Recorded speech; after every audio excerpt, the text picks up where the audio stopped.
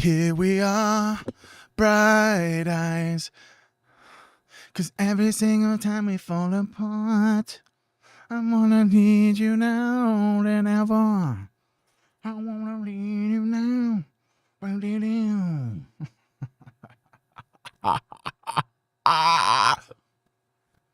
Here we are. Here we fucking are, dude. Here we are, dude. Here we are. All right. What's up, everybody? People should be trailing on up in here. People should be coming on up in. People should be coming up on in here. People should be trickling on in. Hello. Queen Trip's in the house. What's up? What's up, Queen Trip? She's already here. First one, ready to roll. Let's go. Let me see here. Share this right here. Hit that copy link. Scotty Wheel. What's up? Scotty Wheel, we're in the house, dude. We're in the house, dude. We're in the house, dude. What's up, dude? What's up, dude? Hello. Grand Rising. It's Monday morning. It's Monday fucking morning. We're here today, ready to roll, ready to rock, bright and early. You know what I'm saying? Mondays, we always just got to get the stream in early. You know what I mean? Start the stream, start the week off nice. Good morning, Cindy. How is it going? Cheerio, mate. Top of the morning to ya. Do we have a banger today? Got to post this YouTube right now. Pop the pop pot to the pop poo. Pop the got go. Gibby dibby dibby gabba the gibby gooby. Skibby dibby gabba the booba the gabba gibby. Who's in here? Grand Rising. Anna Ray's already up in the house. If you're up here on Facebook, make sure you say hello, Facebook. We got 3 people up over here on YouTube. If you're on YouTube, make sure you say what's up, YouTube. Make sure you hit like, comment, share, subscribe, all that good jazz. It's your guys' stuff that keeps the lights on. Hopefully, for as long as I can go. I'm going to go without any sponsors, bro. So that means if I have no sponsors, I have no companies or corporations providing me any financial reciprocation for advertisements, meaning that nobody ever can tell me what I can and can't say. So that means as long as I have no advertisements, I can say whatever the fuck I want. And if I can say whatever the fuck I want, you guys are the ones that keep the lights on. Thank you for being here. Thank you for the likes. Thank you for the shares. Thank you for all of it. What's up, Jacob? What's up? What's goody? We got some peeps up in here. We got 5 people up on Facebook. We got some shit to get up into. We're diving right back in deep into these Epstein files, bro. These Epstein clips, Mind Unveiled, where we going over all of his little videos towards the end because there's some crazy ass weird shit. I've said it before on my channels and I'll say it again. The trafficking and the abuse of children is a distraction of what Jeffrey Epstein was actually doing, bro. And if you can just agree, you could always just drop some hearts in the chat, because hopefully by the end of today's stream we'll be able to explain and show you a whole bunch of crazy real dark shit that this motherfucker was up into, and it seems as if everybody's implicated up inside of all of this. So what better way for us just to figure it out? We have our own little web investigation. Oh yeah, have you seen this one? Have you seen this email? This Jeffrey Epstein email? Someone was sending him a email saying that here's the photo of the spoon that I bent. And then if we come up over here, he says that same person talks about, I never believed any reports about psionic spoon bending, even reports by close friends who I had no reason to distrust. And then one day I bent the bowl of a large spoon. Oh yeah, Jeffrey Epstein was all up into fucking psionics and all that good jazz, bro. All that good jazz. Who do we got? We got 4 people up on YouTube. Let's go. What's up, Facebook? I'm glad that you're here. If we could just start the stream off correct and just really just get it the right trajectory. If everybody could just comment something they're grateful for, I feel like it just really helps the stream. You know what I'm saying? Because we get into some really weird and crazy, dark, deep rabbit holes that sometimes energetically doesn't feel necessarily positive. And so we just like to start the stream with the positive vibe, positive energy, positive frequencies, and we're just grateful humans that are, the way that you are easiestly able to magnetize abundance into your life is to be grateful and genuinely appreciate the things that you already have in your life, bro. I'm just grateful for you guys. I'm grateful for my wife upstairs. She works hard every day for our family. I'm grateful for the opportunity to be an active participant in my children's life, to be able to help guide them and dictate them and hopefully influence them to be contributing men with integrity and have hearts. You know what I'm saying? Do you know what I am saying, bro? Team Humans in the house. Let's get some Team Humans in the chat for everybody who's just jumping up in here. We got like almost 10 people up over here on Facebook. Chris Porter, I see you. Chase Porter, I see you. Courtney Freehan, what's up? Cindy, Nikki, Jacob, I see you guys up over on YouTube. Let's go. We got the whole gang up over here on Kick as well. We should just get right up in here, bro. Get ready to get up in here. Cheerio, mate. Top of the morning to you. There isn't really anything better than cannabis and coffee, bro. Hello from Colorado. Cheryl, what's up? How are you? What's up? Dude? What's up, dude? Team Humans in the house. Bright and early, like, you know what I'm saying? Bright and early, like. For everybody who is up on Facebook, I do stream on YouTube as well. YouTube seems to be a lot better viewing experience. At least that's what I believe for myself. So let me just drop the YouTube link in the Facebook chat. There we go. Let me just close out of this. Pin it to the top. There's YouTube. If you guys want to come chill out and hang out with us on YouTube, you can go ahead and just click the link that's pinned to the top of the chat. We got Jacob, Anna Ray. Who do we got up in here? Kyle Finnegan. We got Cheryl up in here. Hell yeah. Seems like it's already starting off to be a pretty good live this morning. I appreciate you all for being here. Like I said, I appreciate you guys showing up, showing out every day, coming to hang out with me Monday through Fridays. Mondays are the early streams. Thursdays are the late evening streams. Tuesday, Wednesday, Friday, we're off in the cut on the weekend. I mean, in the afternoon, 12:30 Mountain Standard Time. I have not, Cheryl. I'm going to be doing a little bit more deep dive and information up into Tula, Mexico. And then I'm going to do a whole little video on it, just like you had asked me, Cheryl. That's the plan. That is the plan. Jennifer Stevens, what's up? What's up, you guys? Like I said, I pinned the YouTube link to the top of the Facebook chat. Click the YouTube link, head over to YouTube. If you come over to YouTube from Facebook, please put a red, green, and a yellow heart up in the chat for me, just so I know that you came over to YouTube. But let's really just get right up in here. We're already here. We've already got a whole gang of people in here. Let's just get right to it. You ready for this?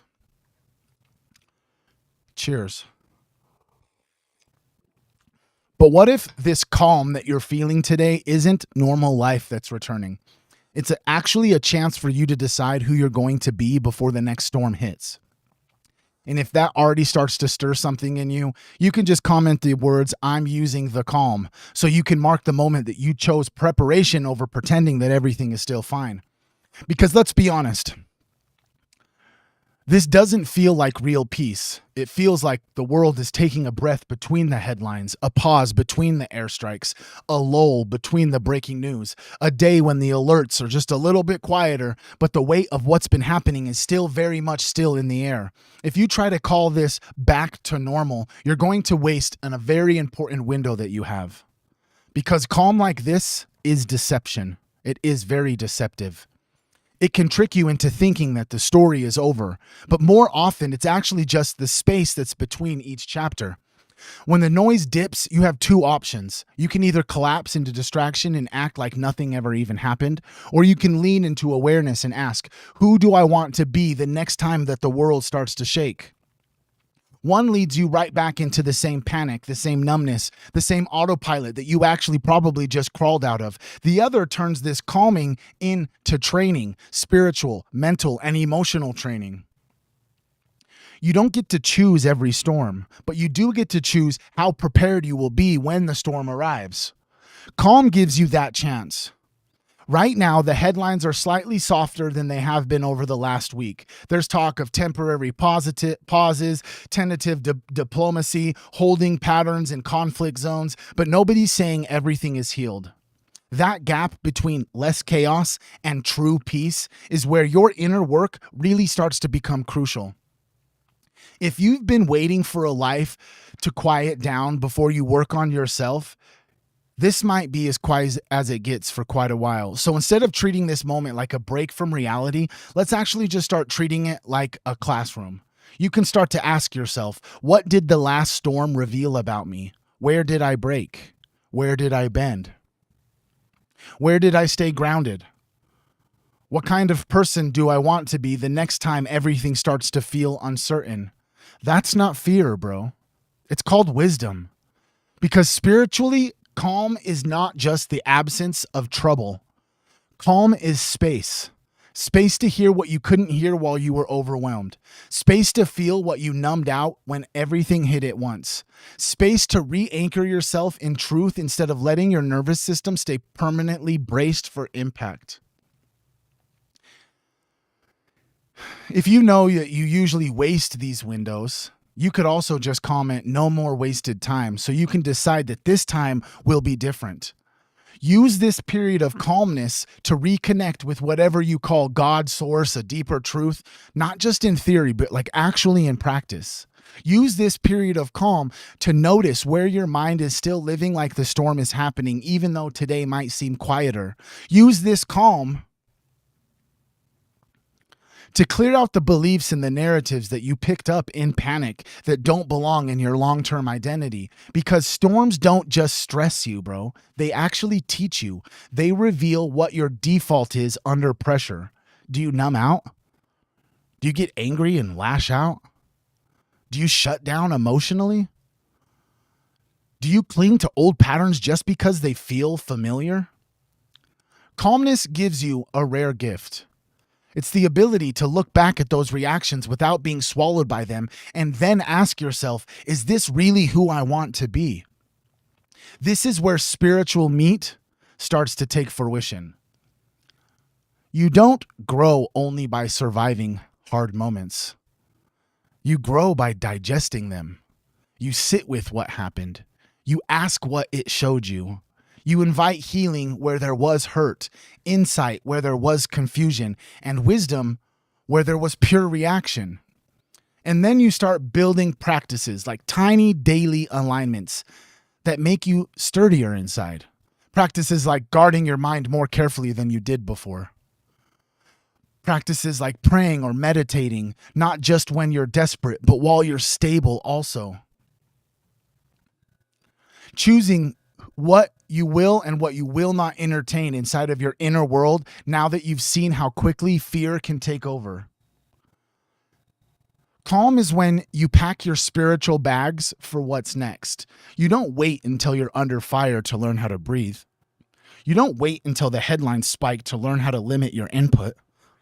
You don't wait until you're breaking down to decide what voice you want to trust. You have to decide right now. And if even these words just nudge something inside of you, you can just comment the words, I'm always training. So you remember, you choose to treat today as preparation. Because here's the deeper reality, bro. Storms will expose the foundation you built in the quiet. If you built nothing, the next shock will knock you over in the same way. If you build surface level, the next crisis will simply just peel all of it away. But if you build depth, awareness, connection, discipline, and clarity, the next storm, yeah, it will shake you, but it won't own you in the same way. You are not powerless in this in-between time. You can strengthen your ability to stay present instead of disassociating. You can deepen your sense of who you are beyond your circumstances. You can root your identity in something sturdier than the latest trend, conflict, or opinion. And what if, years from now, you look back and realize this was the season I stopped waiting for my life to be easy and started becoming someone who could handle life being hard? Not perfectly, not without emotion, but consciously, anchored, and awake. So let this be your lens today. The calm is not the world healing itself. It's the world taking a break, taking a breath. And inside of that breath, you ultimately have a choice. You can drift back into distraction, or you can consciously shape who you will be the next time the storm hits. And with that, I love you, Team Human. She boy, what's up, Miles, Christina, Kyle, Kirk Crazy Kirk. What's up, Joanna Rogers? Cynthia's in the house. What's up? What's up, Eternity? We've got Jacob Biskoff, Nicola Rios, Nikita Taylor. What's up? We got a gang of peeps up in here, man. What's up, dude? What's up? What's up, dude? Hell yeah. Okay, now it's time. Now it's time to take off the hat piece and put on and lock up the big ass dreadlocks. Rastafari. Ja Rastafari. All right, we rocking it like this today? Fuck it. Let's rock it. Let's rock it wild. Let's just show them what's up. You know what I mean? How's you guys doing today? What's good? We got a gang of people in here today, actually. I'm just letting y'all know. Thank you guys for being here. We probably have a lot more people than I've been used to, bro. What's up, Team Human? How are you guys doing today, bro?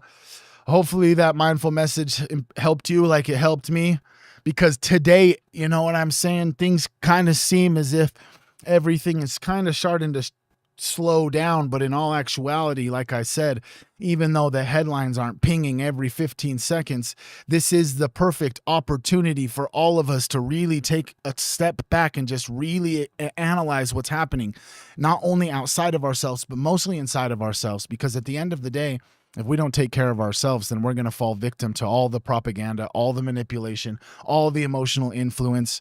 You know what I'm saying?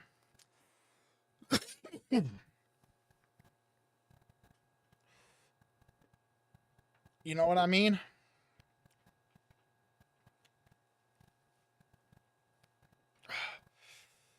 You know? What's goody in the hoodie? Let's get these dreads up looking lavish and lockly. You know what I mean? Get these dreads up on the hat. A realignment. You're right, Nicole. What's up, Courtney? Courtney Feehan, what's up? We got 10 people on Facebook, 7 people on YouTube. I don't even know how many up on Kick. Doesn't look like we got anyone up on Twitch. Are you guys ready to get into today? Let's get into today. If you're new here, you just witnessed what I like to call like the mindful messages, just like the opening of the stream, because we really never know where we're going to end up towards the end of the stream. So no matter what, as long as you click in at the beginning of the stream, I try to always give you something that you can take with you and something that will benefit your soul when you close out of the app. Because after the opening message, we never really know where it's going to end up. We might go down crazy rabbit holes. We might end up all the way down into some breath work and meditation towards the end of the stream. We might have decoded some secret societies and occult symbolism. We might even go deep into ball worship and Jeffrey Epstein. So at the beginning of the stream, I always like to give you something that's at least positive for your heart, bro. Something that you possibly can take with you and positively impacts your life, bro.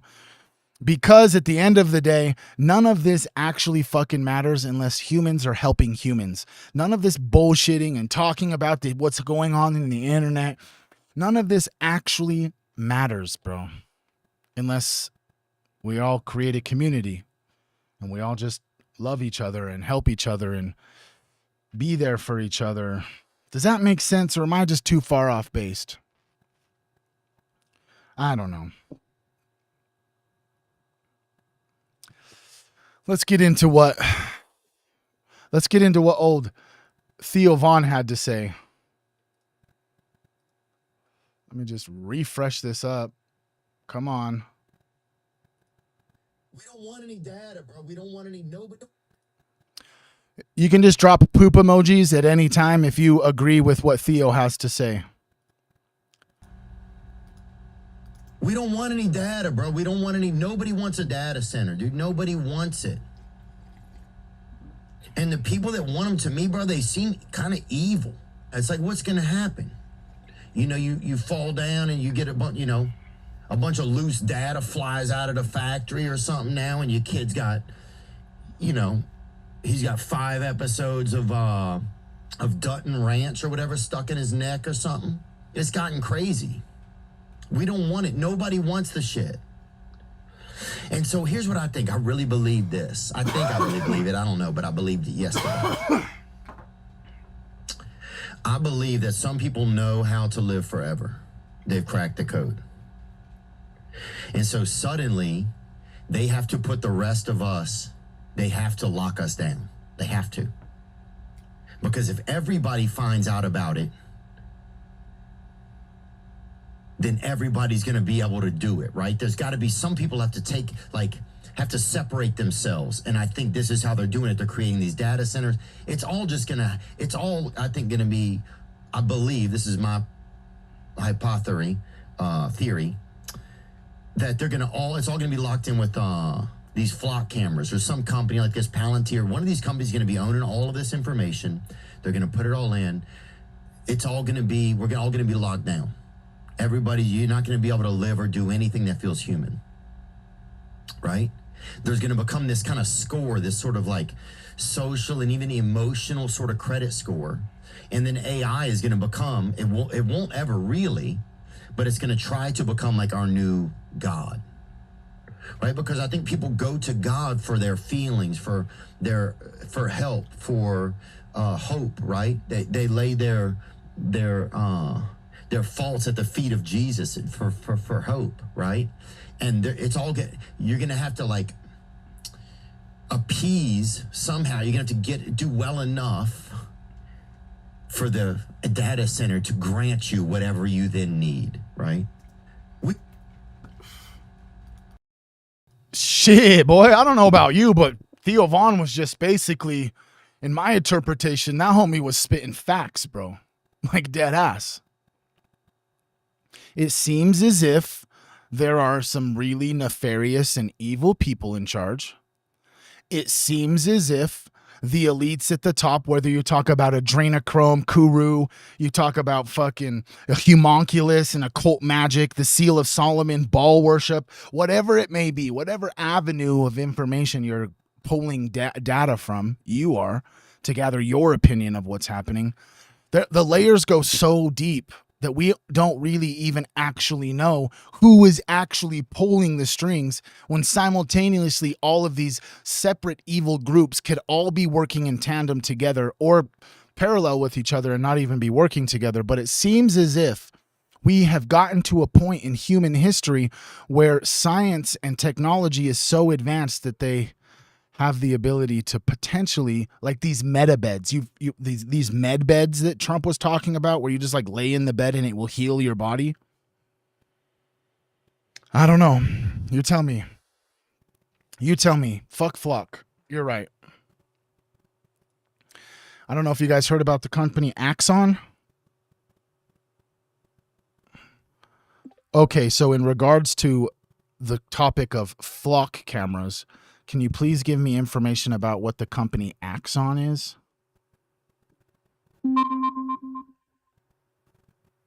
Axon, formerly known as Taser International, is an American technology company headquartered in Scottsdale, Arizona. They focus on public safety and law enforcement sectors, providing a range of products including Taser energy weapons, body-worn and in-car cameras, and a cloud-based digital evidence management platform called Axon Evidence. They also offer drone systems, VR training simulators, and other tools designed to enhance safety and operational efficiency. Their mission is to protect life, and they serve not only law enforcement, but also federal agencies, corrections, justice, and enterprise-level security needs. Okay, so you could say in this capitalistic country that Flock and Axon are competing companies trying to achieve the same goal, right? It sounds like you're thinking about both companies in the realm of public safety technology. I'm actually thinking about them in the realm of surveillance. I see. In the realm of surveillance, Flock Safety is known for its license plate recognition cameras and analytics, and Axon provides body-worn cameras, in-car cameras, and related digital evidence platforms. Both companies operate in different surveillance niches, Flock focusing on vehicle and community monitoring, and Axon on body-worn and in-car video for law enforcement and public safety. They both aim to enhance public safety through surveillance technology, but they focus on different aspects of it. If you're trying to compare them directly, it might be helpful to look at how their products are used in different surveillance contexts. I wasn't necessarily trying to compare them directly. I was just trying to ask a question about Donald Trump donating $5 million to this company named Axon, or investing $5 million. According to recent news reports, Donald Trump purchased between $1 million and $5 million worth of Axon Enterprise stock on February 10, 2026. About 2 weeks later, Immigration and Customs Enforcement announced it was seeking a 5-year, $220 million contract for stun guns, with specifications that appeared to align with Axon's products. There is no evidence that Trump was involved in the procurement process, that contracting officials knew about his stock purchase, or that Axon knew he was a shareholder. The White House has stated that Trump's investments are managed by independent firms and that there are no conflicts of interest. There's no conflict of interest that our sitting American president is investing $5 million in stocks into a surveillance company that is being laid out and pushed out into the public currently while that person is the president. That's not a conflict of interest. I understand why you'd feel concerned. The reports I found state that the White House has said the president's investments are managed by independent firms, and that there's no evidence of him directing or benefiting from specific government contracts. It's ultimately up to ethics and legal experts to determine if there's a conflict of interest. You tell me, bud. You tell me, buddy. Well, doesn't that seem weird? All of a sudden, dude, fucking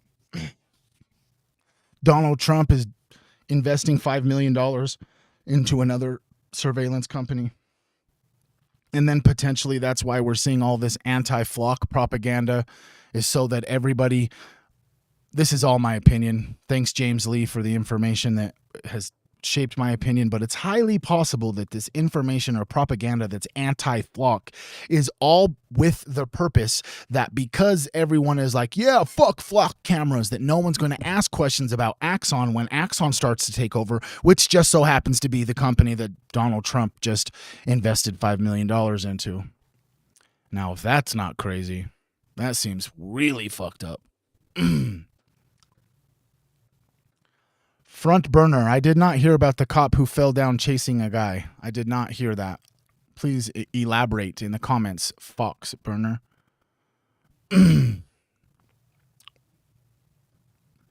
All right. Real Bays, Valhalla at VFT, friends of the show. You know what I'm saying? Me and Real Bays just connected actually on. I'm going to click this. I'm going to hit repost on this. And I'm going to hit watch this clip. Watched this clip on stream.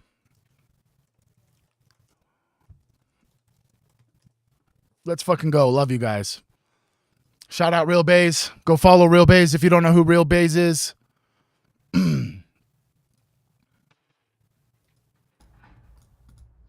I agree with you. I noticed that as soon as I saw that in my brain immediately.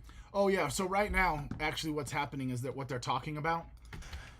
Did you guys see the clip where Joe Rogan was asking fucking JD Vance about the Epstein files, and JD Vance himself says that they mishandled them and that he's like trying to like get on the correct side of history by saying that he doesn't align with how the federal government handled the Epstein documents, et cetera, et cetera, et cetera. You guys are aware of what that information, correct? You guys are aware that JD Vance went on Joe Rogan? This is in response to what JD Vance said specifically when he was asked about the Epstein files. Here's what I'll say, because I agree with you. I noticed that as soon as I saw that in my brain immediately, because I thought, like, for us, this is what we do. So I'm like, what would I have said back when he was like, we might have mishandled the files? My very first response would have been like, okay, well, you can release the rest of them and unredact everything literally right fucking now because you're in control, right? That's what I would have said as Joe Rogan, because it would have been like, hey, you're the vice president, you're in control. Oh, you thought you did a bad job? Well, guess what? Unredact all of them, release all of them right fucking now. They're breaking the law by not doing it already. Like, wasn't legislation passed? It was all supposed to come out. And then he's sitting there letting it pass, like saying, oh, well, we had to protect the victims. It's like, the victims got doxxed. The victims got doxxed. Just the interview between Joe and JD, when JD says, yeah, well, we didn't do a good job and we didn't handle it well. Immediately, my response, face to face, okay, well, you can fix it right now. Here's what I'll say, because I you know what I'm saying? How true is that? You know, I get in these vibes where like I really start to, I'm just going to say it, bro. I watch a lot of content from a lot of different individuals. Bays being one of them. I watch Valhalla, Baron Coleman, Ian Carroll, Kevin is a Human. I watch stuff from Zachary Faust. I watch stuff, Candace Owens, like I said. A lot of different content creators. Sean Ryan, Jesse Michaels, Theo Vaughn, Tim Dillon. I watch them all. A lot of different individuals. And a lot of these individuals do have like these government officials that come up. And I will be honest, I think the interview with Joe Rogan and JD Vance, Joe Rogan put on a show to ask hard questions, but he didn't really ask hard questions, bro. Especially when we're like talking about the Epstein files, you know, how come he didn't ask JD Vance like about Jeffrey Epstein's property in Paris, France? Or really, how come they really didn't deep dive into try and catch JD Vance lying or covering stuff up and start really asking the crazy questions about Zorro Ranch? It all seems as if like, you know, maybe Joe Rogan gets told like, okay, JD Vance is coming on and these are the questions that you can't ask. What is the fucking point of even having the interview if you're being told that you can't ask certain questions? Dead ass. Like, really think about that. Like, who in the fuck can tell you can't ask the vice president, a question about Zorro Ranch? What about the Kuru, like the disease that's contracted from consuming humans? I know for a fact all of you, if you guys are interested in this Epstein stuff, I know for a fact that you've seen these fucking pictures of Jeffrey Epstein with these weird fucking swollen features on his face, which is like a direct symptom of consuming human flesh. I don't know. You tell me, bro. You tell me. Now, I might get copyrighted for this sound. I mean, if the White House can fucking use it, then I should be able to use it. But to be honest, I'm quite pissed off about this. Let's run it. Fuck MAGA. Fuck MAGA. You just fucked my whole cartoon up, bro. Fuck you, MAGA.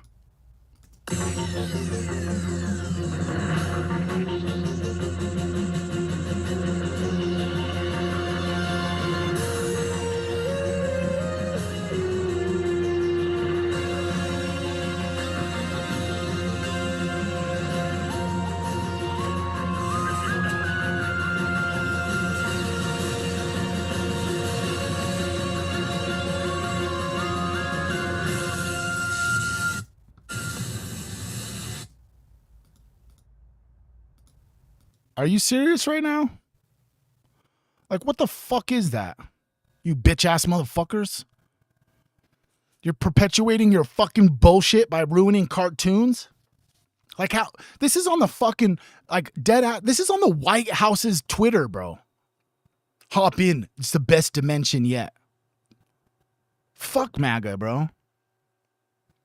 That's bullshit. Fuck MAGA. We're not going to watch this whole thing, but I just wanted to play this first little clip. Shout out Lindsey Graham. Not really. Fuck Lindsey Graham.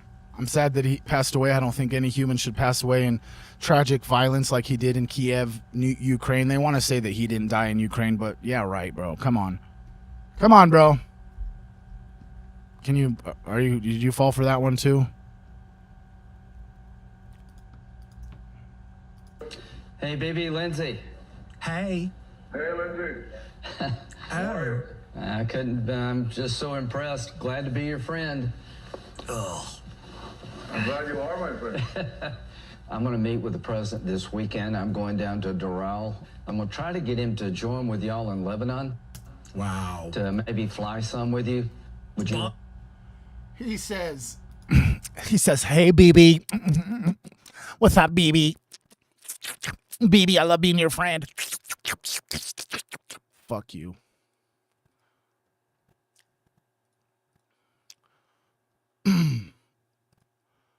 Oh yeah, here's a little clip. Here's a little clip from RT.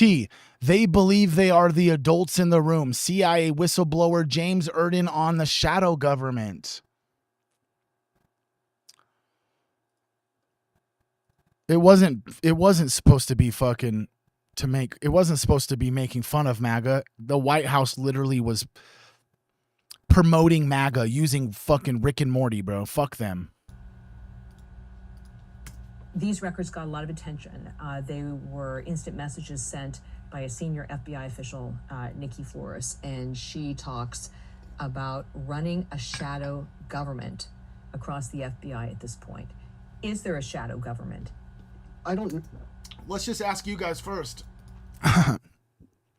Let's just bring you all nice and close and ask you by yourselves. Do you think that there is a shadow government that's running things behind the scenes?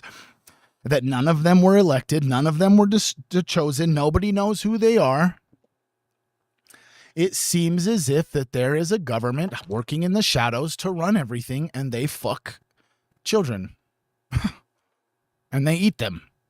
They traffic them and sacrifice them to their god. Whether that's the FBI or whether it's just like the world government, whether it's like fucking a specific set of Rothschild pedophilic elites, I don't know what it is, you know what I'm saying? But it seems as if that there is, I mean, you could even just go as far as saying like the military industrial complex in itself is a shadow government that's controlling everything to make it so more people can die as a blood sacrifice to the god they worship, which requires sacrifice in their ritualistic worship. Like, this isn't a game. Like, dead ass, people are dying on the planet because elites are sacrificing them. You know, that's one reason why I really never could vibrate with the whole identity of like, you know, wars today seem as if like old men are having arguments and then just sending young men to die. If I'm being honest, that's really what it feels like. That's really what it seems like. It just seems as if it's all just a bunch of petty ass arguments between old men. Old men. Like, fuck, man. To be honest, like I said, I don't like and I don't condone violence. I don't wish death upon anybody. But I just can't wait until like this older generation that seems to be in charge just goes, you know? Like, we look over at the House and the Senate and what's running the American government, and they look like a bunch of Tales from the Crypt ass motherfuckers, bro. They all look like they fucking went to high school in the 1930s and shit. You know what I mean? It's like fucking isn't it insane that right now as a country we're all like, is Mitch McConnell alive still? Mitch McConnell's been brain dead for years. Being fucking pushed through the fucking government buildings in a wheelchair, not even able to speak. And they just push him in there, and then whoever's his handler is the one that decides on the votes and shit. Allegedly. I have no idea what I'm talking about.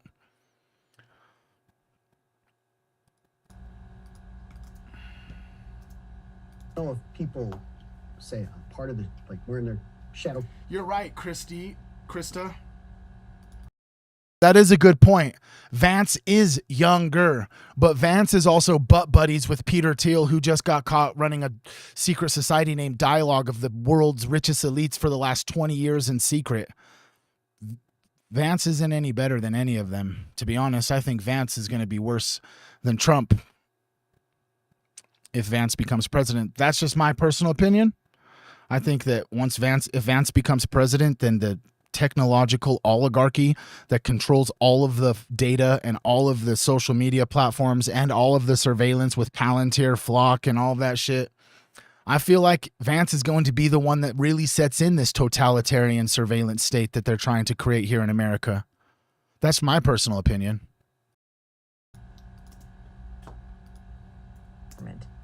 I don't know if people say I'm part of the, like, we're in their shadow government t-shirts in the building where they're like, I'm part of the shadow government. But there's certainly people who believe that they are the adults in the room, and they're here to make sure that, you know, the political leaders that are in charge, we can't let them do anything too crazy. You know, we're here to make sure we temper their worst tendencies. Thank you. I think that, in effect, what you have are people who act as a shadow government, whether they know they're doing it or not.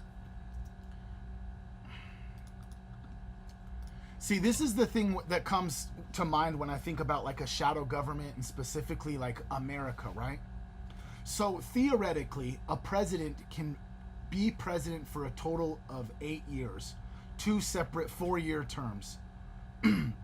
Some presidents don't make it back to back. Most presidents do. But the crazy thing about America versus like other countries is that these presidents can come in here for 4 years and literally just fuck everything up, take all the profits, make a disgusting amount of money, and then in 4 years he's no longer president. So does that person actually care about the trajectory of where our country is going? Does that person actually care about the consequences of what his choices as president are actually going to do to the people or the goyim in our country? I don't think so.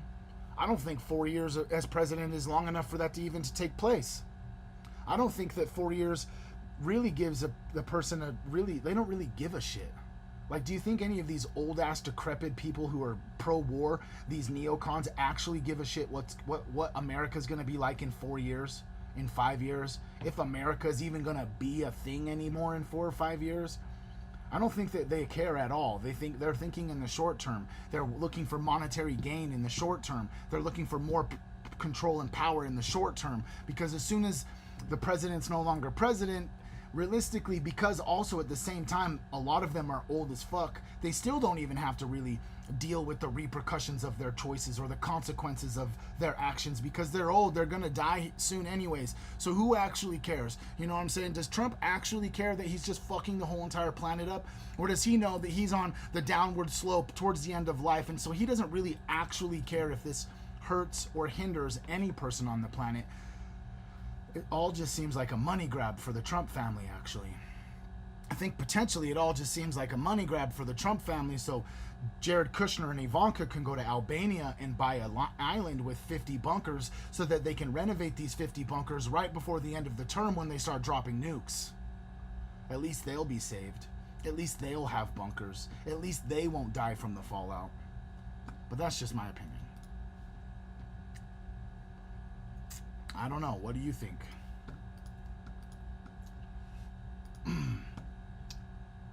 The article that came out so that we can at least get some of the details or alleged details of what happened here. But this is from July 22nd. Model recruiter who introduced young women to Jeffrey Epstein found dead in France. A French professional model recruiter who for over a decade arranged for the late sex offender Jeffrey Epstein to meet multiple models was found dead at his home near Paris on Monday.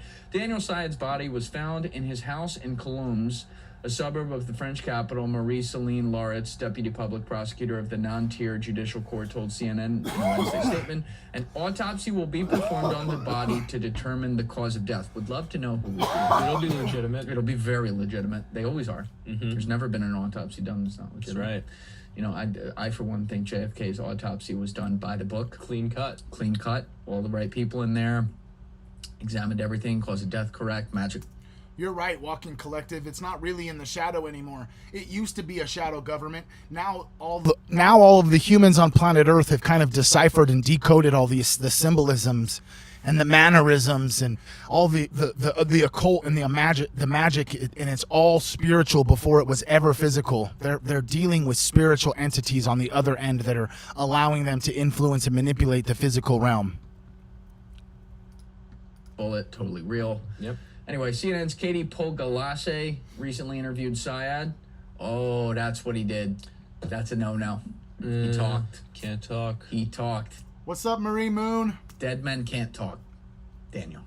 That's the thing. Yeah. That's the argument there. But she recently interviewed Syed, who said he had no reason to believe 2 women he had recommended to Epstein and who had told CNN that Epstein had abused them had been harmed by him. Yeah. Yeah. Imagine being... We keep using that CIA crack thing too much, I'm noticing.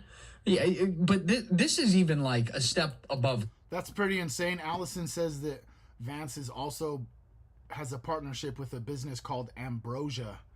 And Ambrosia is like a blood bank, you know, adrenaline-filled kid blood. Adreno what?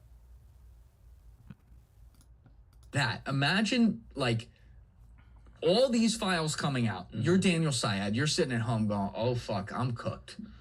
I'm talking with this motherfucker 2,000 times, bruh. I ain't got, you know, I'm sure this is how French accent sounds. This is a problem. And then CNN comes to you and you're like, you know what? Yes, I'll do an interview, which, you know, credit. He said yes to it. I'll give him that. But then they say, hey, these two women that, you know, you're on email here recommending to Jeffrey Epstein, they say that he abused them. And you're like, I had no knowledge. In fact, I don't believe that happened. The Jeffrey I knew would never have done that. Like, he's saying that, as far as I can tell here, in a post-January 30th, 2026 world. That does take balls. Julian Dory, friend of the show. Oh my gosh. This is where shit gets weird. This isn't Hebrew or Arabic. You're not going to be able to, you're going to have to read the subtitles. But basically, Benjamin Netanyahu said that he spoke yesterday with Secretary of State Mark Rubio.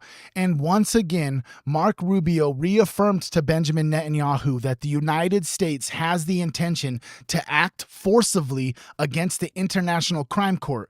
Wait, the International Crime Court? Oh, yeah, that's true. That's right. Benjamin Netanyahu is currently involved in the court system at the International Criminal Court because he has been charged with war crimes and crimes against humanity, and this court hearing cannot proceed as long as Israel is in war.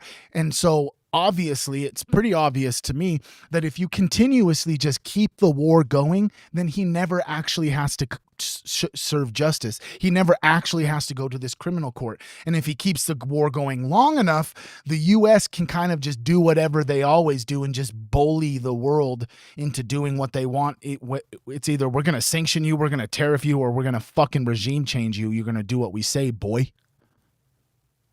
You're going to fucking do what we say, boy. We're going to send in the CIA.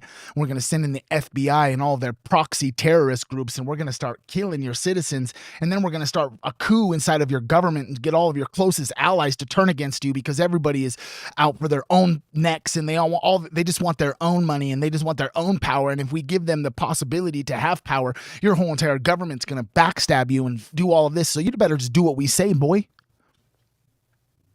That's what it seems like. If I'm being honest with you, it's what it seems like that America's been doing for a long time. They just go up to these world leaders and they're like, check this out, bro. Do you really want these problems?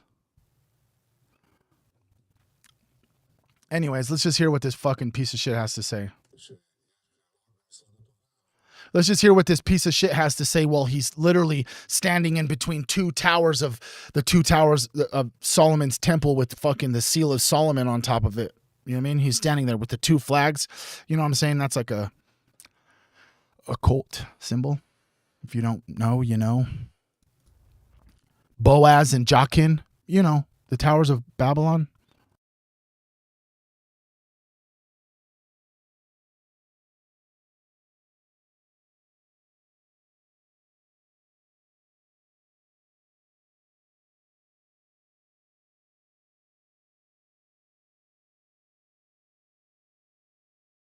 There was no sound. Sorry, guys. I forgot to hit the sound. I pulled a Baron Coleman.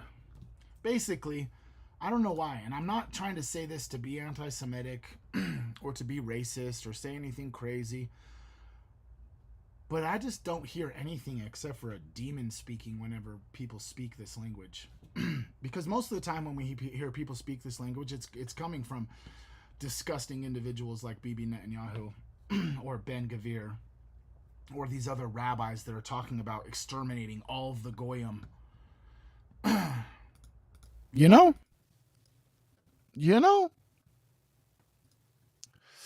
Oh, this is where shit starts to get weird, boys. Google is about to launch one of the largest open-air biological experiments in human history. Or American history. The EPA must reject Google's experimental use to release 64 million bacteria-infected mosquitoes. be partaking.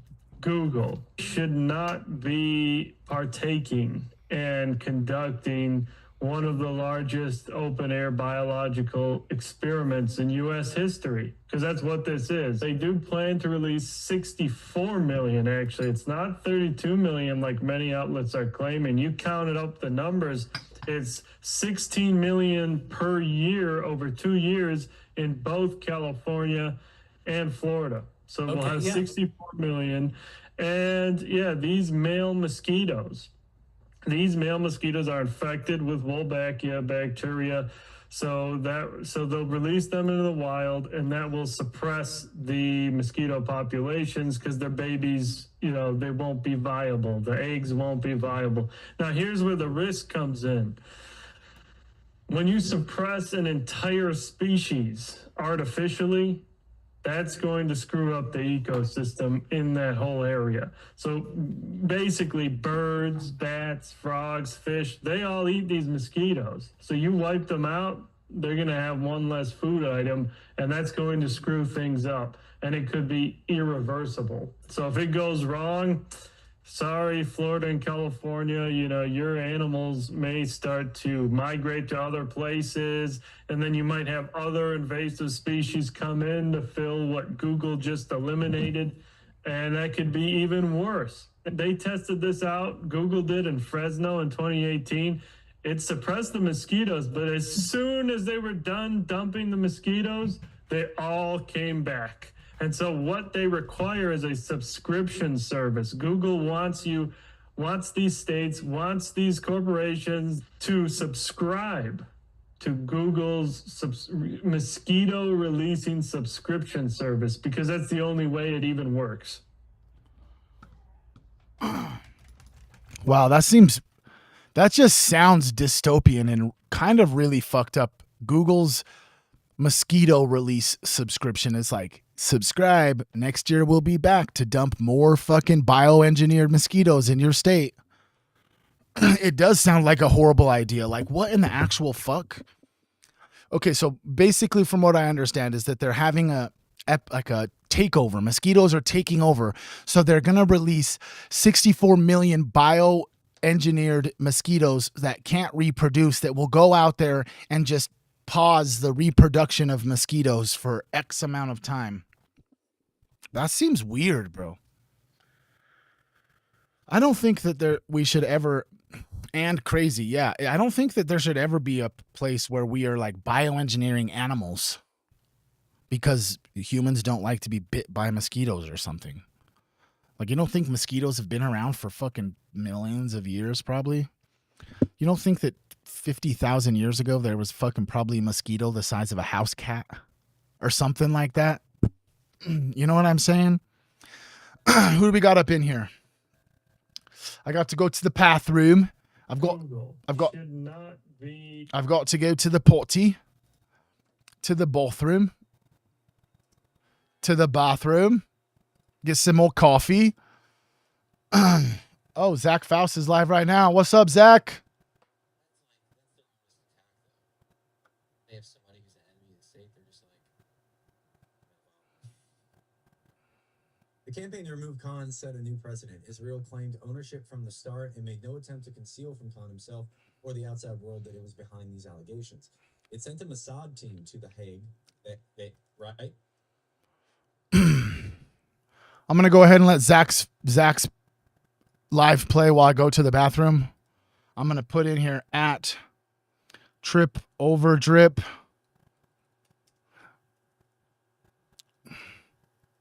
To let him know we in here watching for a minute.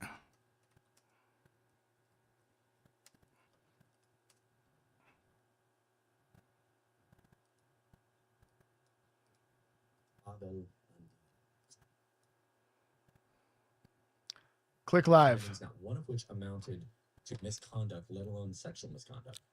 The evidence gathered by the OIOS was then meticulously reviewed by a panel of their 3 senior international judges and appointed by the ASP, whatever that is. The judicial panel decided that the OIOS findings, quote, do not establish misconduct or breach of duty by Khan. They were using the same standards of evidence that the ICC itself used. They then began a campaign by the ASP itself to sabotage that report made by the judges that they themselves found. So why is he stepping down? Or she? No, he. International Claim Prosecutor Kareem Khan attends the United Nations Security Board meeting. I'll be right back. To the guy who basically creates the case against him, Benjamin Netanyahu, as a prosecutor of the ICC, gets investigated. They find 137 things to look into. None of them come to any fruition.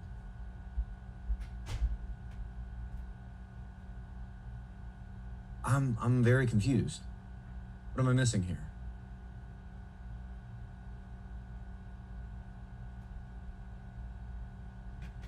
Am I missing something here?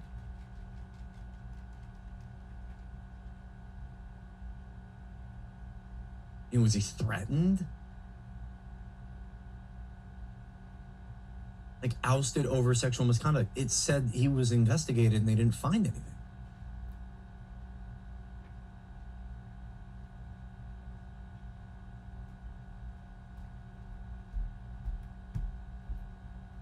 There's only one logical explanation for this.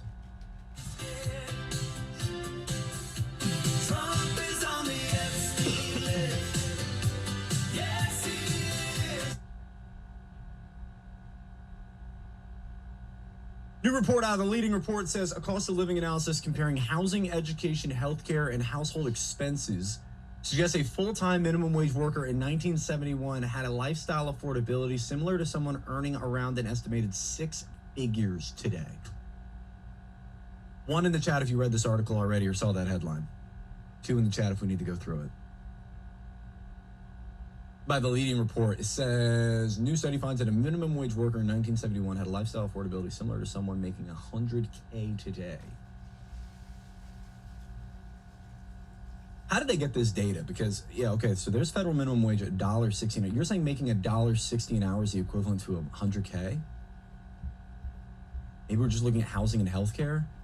A cost of living analysis comparing housing, higher education, healthcare, and household expenses suggests that a full-time worker earning the federal minimum wage in 1971 enjoyed a level of affordability comparable to someone earning estimated $90,000 to $120,000 annually.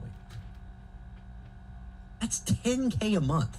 Yo, for your convenience, welcome to the Dollar Club. Let's go. Thank you, brother. Thank you for joining the Dollar Club. Appreciate it. I think it's a sister. No, it's a brother. It's a brother with long hair. That was messed up with me. I'm going to be quiet.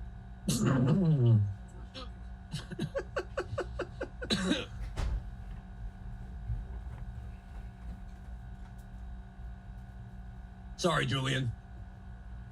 The illusion. What's going on? If you're over on TikTok, we're over on YouTube and Twitch right now, seeing, watching, hear everything. Going through a report right now from the leading report that says that making minimum wage in 1971 was comparable. Oh God, guys, I was looking at the chat. And then the chat froze at the top and it said new messages. I didn't realize we're like 80 new messages. My apologies. I'm going to get better at this. I'm going to get better. That sounds like I don't think he's seen a new message for 30 minutes. I will get better at this. You kept saying people said stuff and I'd look up and there's nothing. I thought nobody was talking. It was fine. It wasn't scrolling. It wasn't scrolling at all. I'll actually show you a plugin where it puts it in its own window and you can put it anywhere on your screen over any windows you want. Really nice. Oh, like to actually remove it from there and... Yes. I think I can do that when it's in OBS, but I guess oh, you know what? I can get the restream chat in OBS and then rip it. I could probably do that right now, but I'm not gonna, because that's my ADHD talking. And I want to see where they get this number, because I've gone through these numbers and I don't see that. So, at least not that dramatically. Because like when I have one. Go follow Zach Faust if you want. Zach Faust is a homie. What's up? What's up? What's up? Who do we got up in here? Sorry, I was just letting that trickle on. What's up, Karen, Shane, Cynthia, Allison? We've got Waking Collective, Krista Turner, who's in the house. Pretty Ricky, what's up? What's up? Pretty Ricky's in the house. What's goody? What's goody, goody, goody? We got Queen Trip up in here. Scotty Wheel, Jacob P, Marie Moon. We've got Katie, Cleo. I seen Anna Ray up in here earlier. Where's everyone at? If you could say hello, what's up? What's up? Just chill with me for a second. Just take a swig of coffee. Gosh, it's so good. Scruffmeister's in here. What's up? What's up? Nikita Taylor's in the house. We got Clarissa, Monica Canada's up over here. Apple Juice is in the house. What's up, Apple Juice? What's up? What's up? What's up, dude? Okay, so just give you guys heads up, okay? Before we get into this next segment.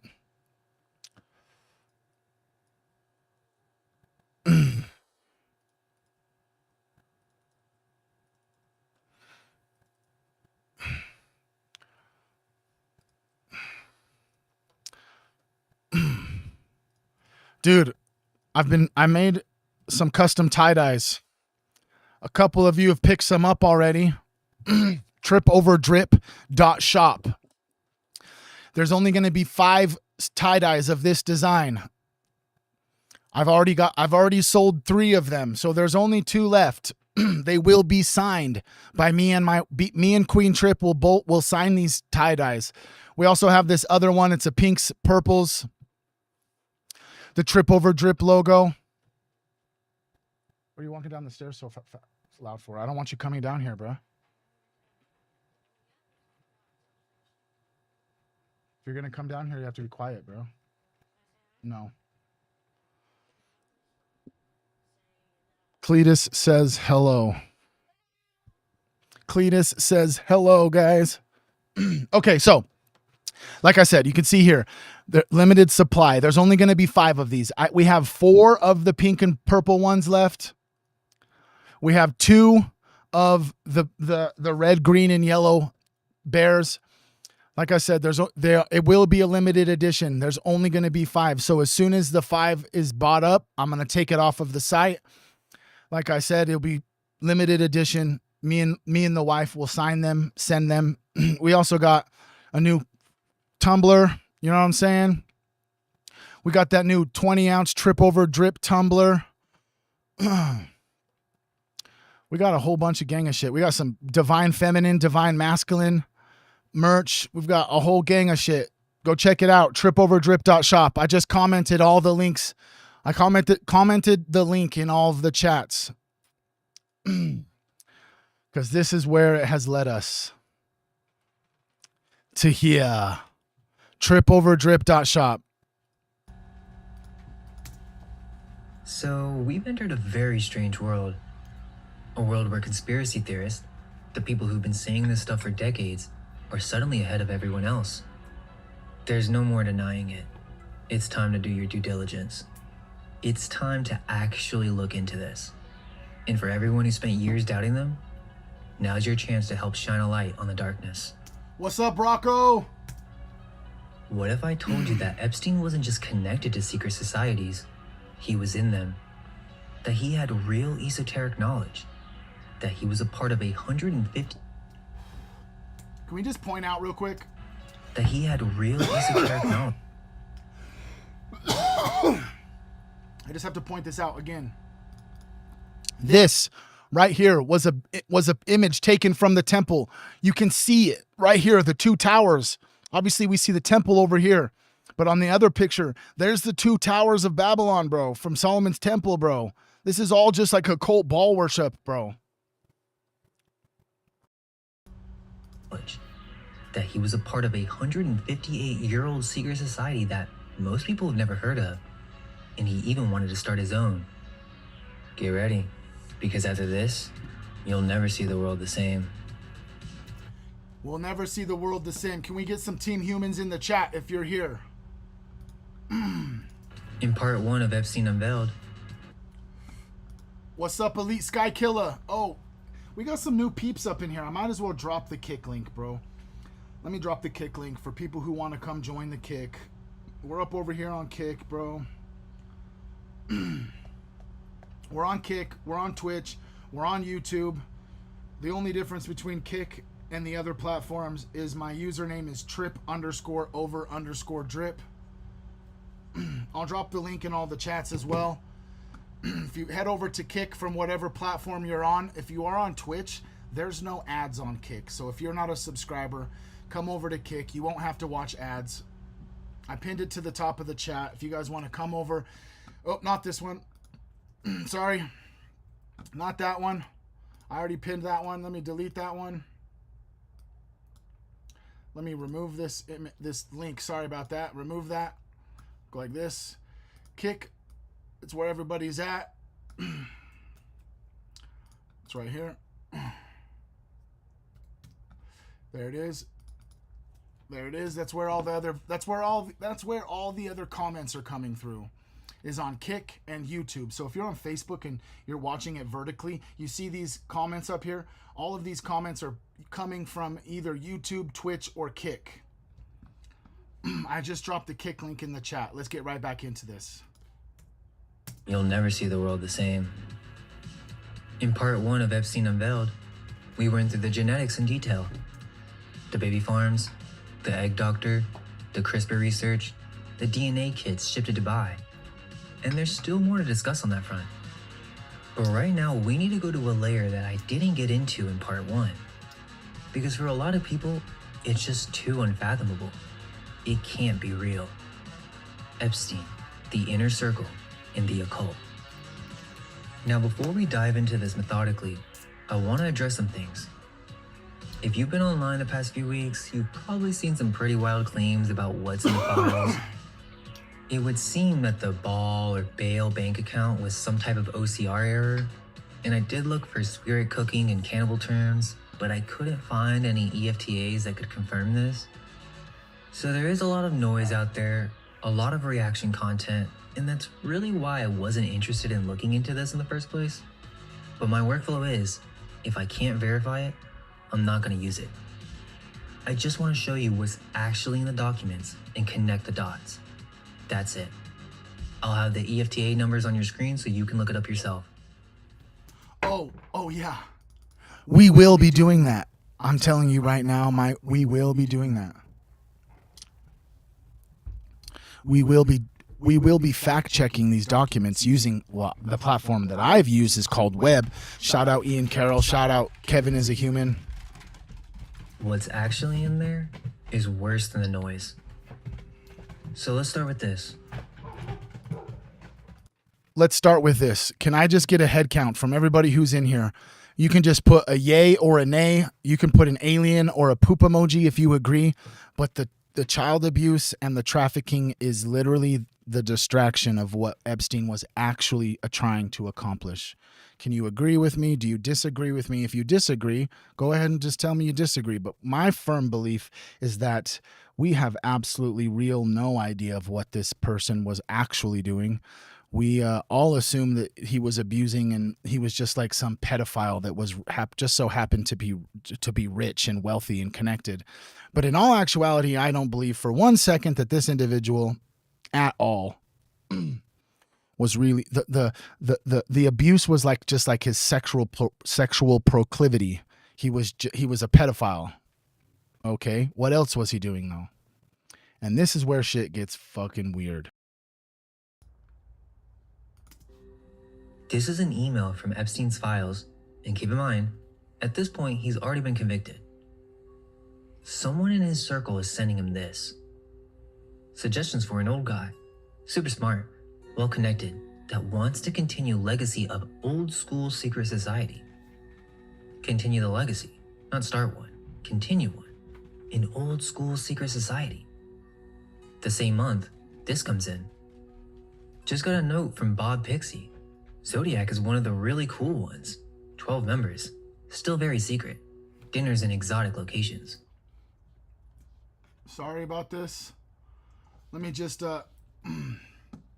come over here because I'm gonna want this EFTA later, so I'm just gonna go EFTA 02407780. Now, I'll take this EFTA right here, copy it, close this, come over to web, come over to documents, type up in here. Let's find this document ourselves, you know what I'm saying? Because I'll probably use this and pin this actually for later. Let's go, Webb. Right there. There you are, bud. Same email. Talking about the Zodiac. We're going to just pin that sucker right there.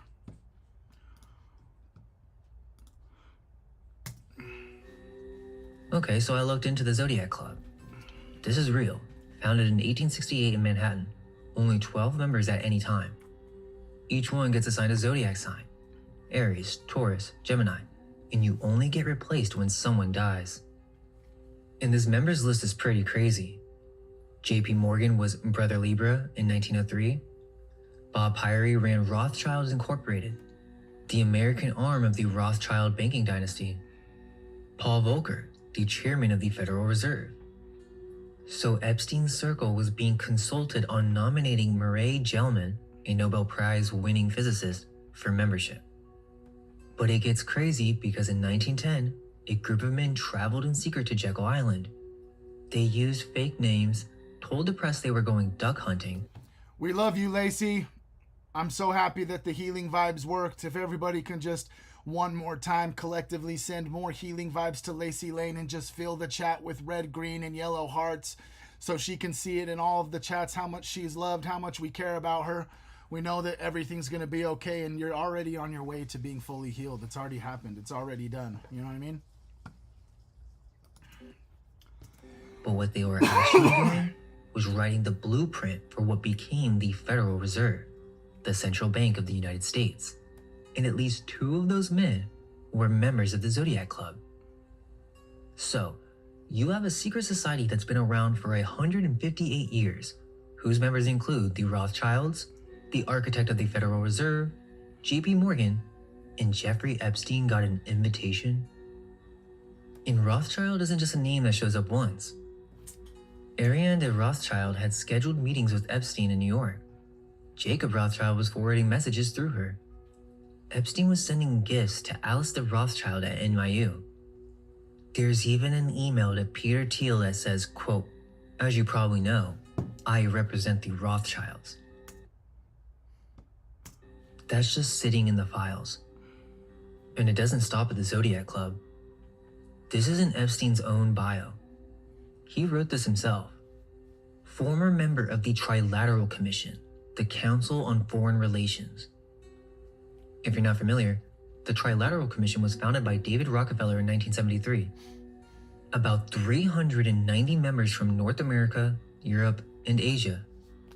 The Council on Foreign Relations is probably the most powerful foreign policy organization in the United States. And Epstein listed membership in both on his own resume. And then you have Ghislaine Maxwell casually emailing, "I'm coming in for the trilateral meetings. We can coordinate some trouble." Coordinate some trouble?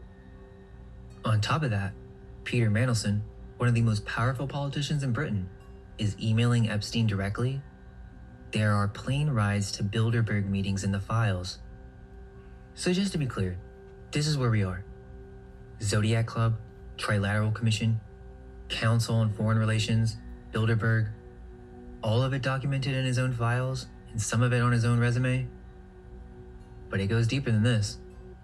When I started looking at how this network actually operated internally, there was a whole hierarchy. Look at this.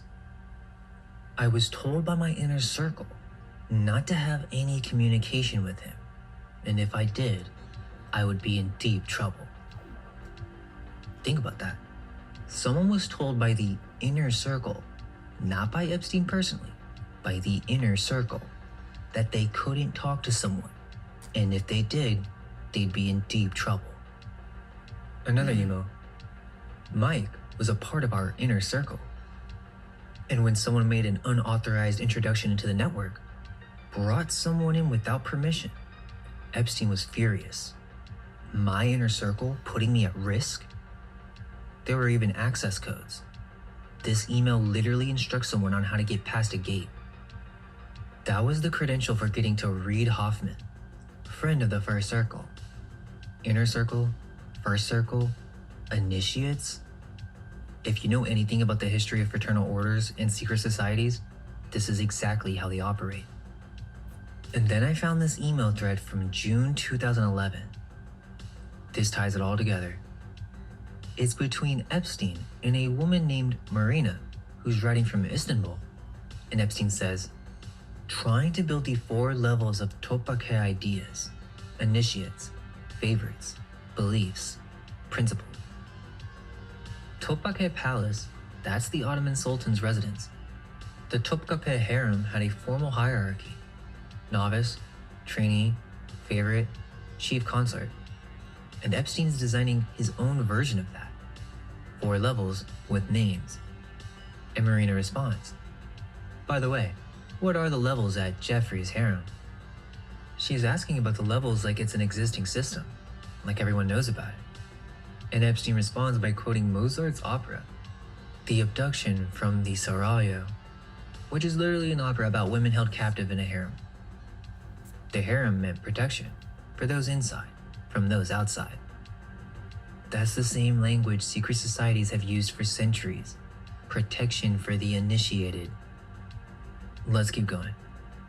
On top of that, someone sent Epstein a Bohemian Grove documentary with a note, so I thought of you.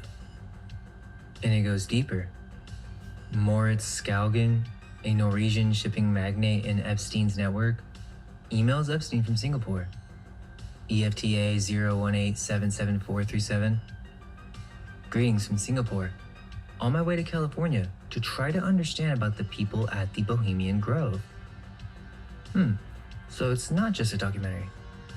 He's flying to California to investigate the Bohemian Grove and reporting back to Epstein? Epstein donated $50,000 to the Order of the Golden Sphinx Gala, another secret order. The Circle of the Inter-Alliance, a Paris elite club? It's in his emails.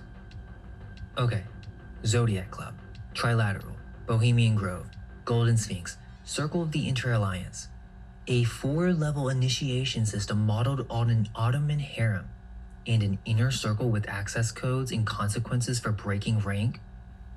This wasn't a guy who went to a couple of fancy dinners. He was collecting these things. And he named it EFTA 01613019, an iMessage from 2017. Epstein is discussing who should be brought into his network. Bill Hyman, former DARPA head, Jeffrey Ling, Ed Boyden from MIT Neuroscience. Both are welcome to our secret society. They will join Joy Ito, Ed Boyden, and Caleb. So Joy Ito is in the secret society? Our secret society. That's what he called it.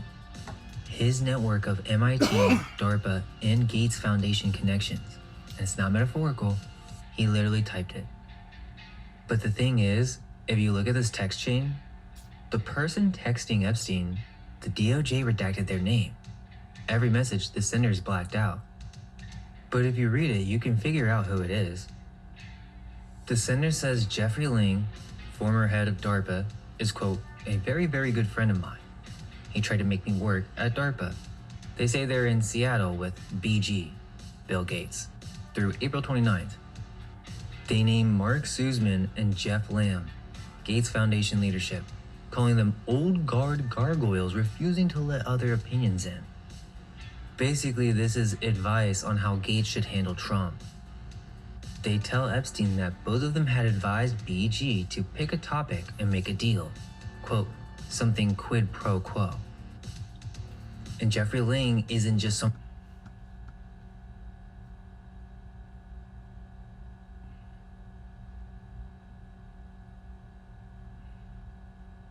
I was just reading here that this email says Trump will be in power for 3.5 more years or less, and that his foundation has a 30-year life.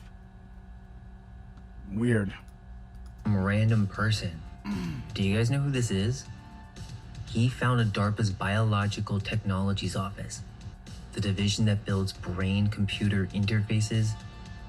So this MW calls this guy a total genius who knows how to make science fiction science fact. In Epstein's response, both are welcome to our secret society. This is most likely Melanie Walker, Gates Foundation executive, World Economic Forum agenda contributor, and former DARPA advisor. Why is she trying to recruit people into a secret society? And then there's this. EFTA 01903035. March 2013. Epstein writes to Boris Nikolic, Bill Gates' personal science advisor. We talked about him in part 1. It's about what he calls uncensored comments about the Giving Pledge. The Giving Pledge, Gates and Buffett's initiative where billionaires commit to giving away most of their wealth. And Epstein proposes turning it into a secret fraternity. The actual initiation ceremony is shrouded in mystery. It may take several hours and involve chanting, robes, blindfolds, and candles. The pledge will be initiated into the secrets of the fraternity. From secret mottos and grips to passwords and the meaning behind rituals. Definitely gonna need this one. EFTA 01903035. Thank you, Cletus, for filling up the coffee, bro. Shout out Cletus, pulling up clutch.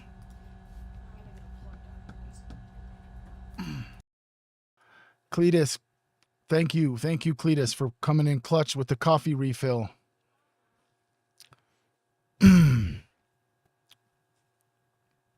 I'm sorry, Jacob, for what you're going through, bro. Because this is a pretty crazy one, bro. Like he was saying, dude.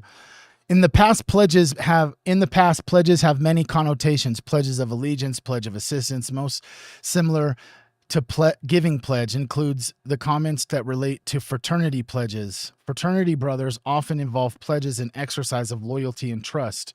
He can be initiated into the brotherhood. The actual initiation ceremony is shrouded in mystery. It can take several hours involving chanting, robes, blindfolds, and candles. The pledge will be initiated into the secrets of the fraternity, from secret mottos and grips or handshakes to passwords and the meanings behind rituals. He will be sworn to secrecy. Why not follow the giving pledge with an initiation into the most select group? Many feel that they somewhat are used as per examples of Bill's success in convincing them philanthropy, no credit for their choice.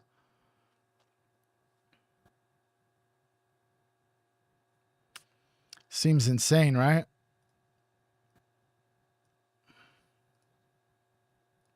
It almost seems as if they're like dead ass really like talking about like these crazy rituals that they potentially are doing. Like this is explaining it. Chanting, robes, blindfolds, candlelight. After they've given the pledge, that's an initiation into the most secret group. What the fuck, bro? He will be sworn to secrecy. Why not follow the giving pledge with an initiation into the most select group? Yeah, we're here, guys. Sworn to secrecy. He wanted to build a secret society out of the world's richest people. And he sent it to the man who advised Bill Gates on science. Then there's Brock Pierce, crypto pioneer, former child actor with his own allegations. EFTA 02620047. October 2018. Pierce and Epstein are texting about visiting Little St. James, and Pierce casually mentions where he lives. Sure thing. I live in the first Masonic temple built in the New World, 250 Calle de Cristo, in San Juan, Puerto Rico. We actually looked it up on web, actually. Where is it at? It's right here. Close this out. Come over here. The same exact email, right? It's in Puerto Rico. We already looked at it. We went and checked it all out.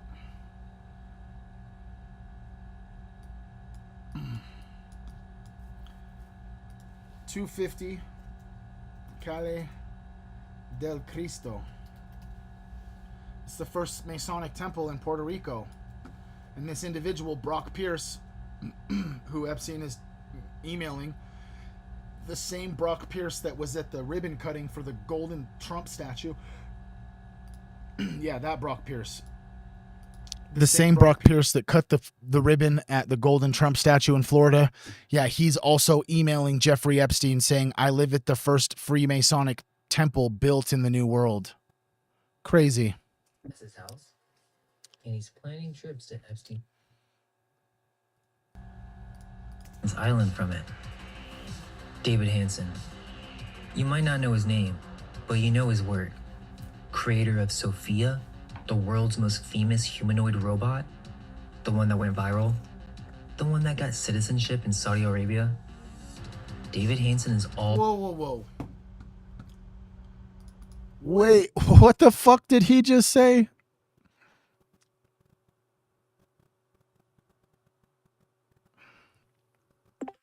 Okay, I heard a crazy conspiracy that the AI robot Sophia got citizenship in Saudi Arabia. I understand it might sound surprising. According to the information I found, the humanoid robot Sophia, created by Hanson Robotics, was publicly announced as having been granted citizenship by Saudi Arabia back in October 2017. However, it's important to note that the exact legal implications of this citizenship were never clarified, and many have viewed it more as a symbolic or promotional gesture rather than a traditional granting of rights. Well, how about you just go ahead and just give me the definition of citizenship? Sure. In general, citizenship refers to the legal status of being a recognized member of a country, which comes with certain rights like voting and protections under the law, as well as responsibilities like obeying the laws and paying taxes. It's usually granted by a country's government and can vary in meaning and privileges depending on the country. So then what are the implications that an AI robot was given citizenship? It's understandable to wonder about that. When Sophia, the AI robot, was announced as having Saudi citizenship in 2017, it sparked a lot of debate. The move was largely symbolic. There was no clear outline of what rights. What the fuck does that even mean? That making this AI robot a citizen was symbolic? Symbolic of what? That seems fucking weird, bro. That shit just kind of just got me going for a second there. Like, how in the fuck did an AI robot get citizenship? Weird. All over the world's most famous humanoid robot, the one that went viral, the one that got citizenship in Saudi Arabia. David Hansen is all over the Epstein archive. January 2013. Ben Goertzel, one of the world's leading AI researchers, sends this email to Epstein and Hansen. I was talking to Jeffrey Epstein today, and he's potentially interested in having you make him a custom humanoid robot for him. He's been talking to you about you potentially funding our joint AGI robotics research efforts, as well as about him sculpting a Robo-Epstein for you. That would be awesome. A Robo-Epstein? A humanoid robot in Epstein's own image? Is that Palm Beach Pete, bro? Is Palm Beach Pete the fucking... I'm telling you, is Palm Beach Pete the robot, dude? I'm just saying, bro. It could be. It's kind of interesting to think about.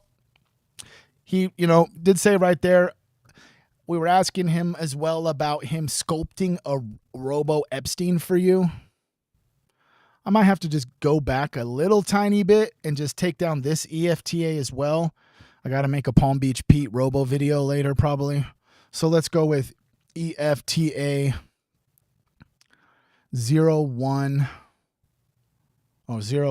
2 5 6 4 4 3 1. Thank you, Vox, bro. Vox, bro, you've gifted me so many subs already, bro. I just have to say thank you, bro. Thank you for the gifted subs on Kick, bro. You have no idea how much you've been helping me, bro.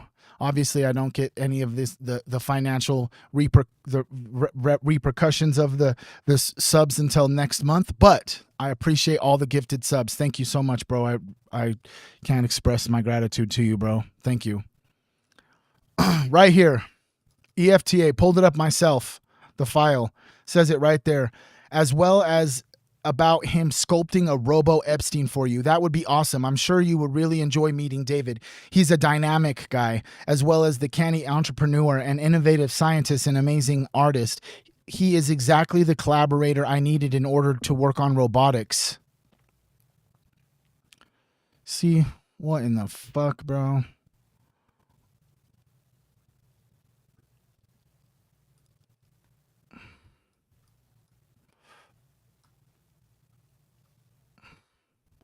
Let's see here. Nope, right over here. This is where I want that one.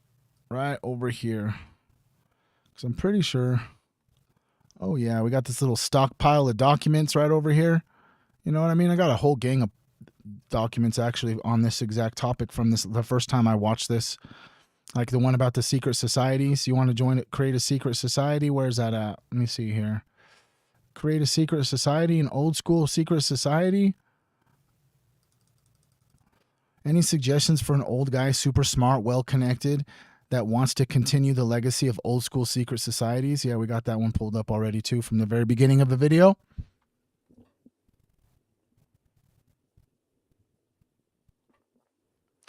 Dang. Yeah, I agree. Panasonic. Fuck that. No batteries for the data centers, bro.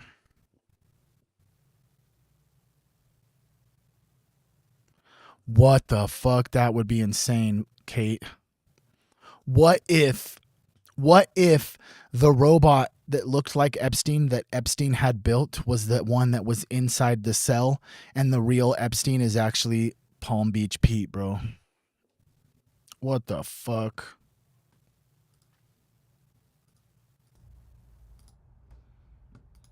You potentially funding our joint AGI robotics research efforts, as well as about him sculpting a Robo Epstein for you.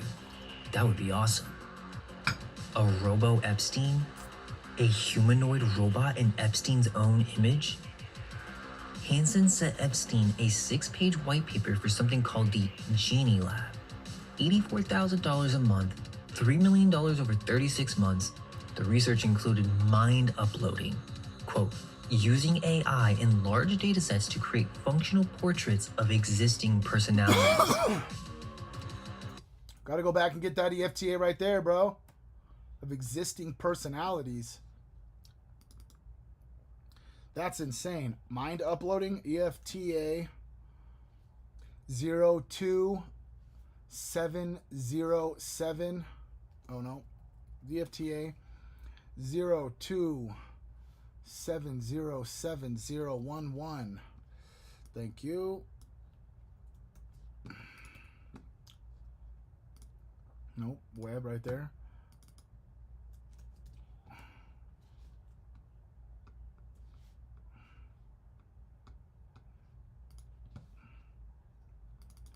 Look at it ourselves right there, talking about breakthroughs in mind uploading using AI and large data sets to recreate functional portraits of existing personalities.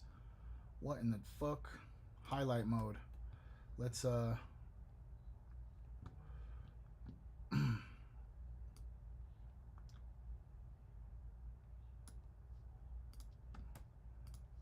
wait a second. How do I highlight that right there?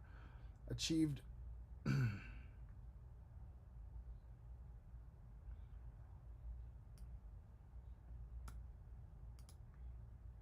Boom, and I go back to original and it should, oh, it doesn't have it highlighted for me? Oh, dang.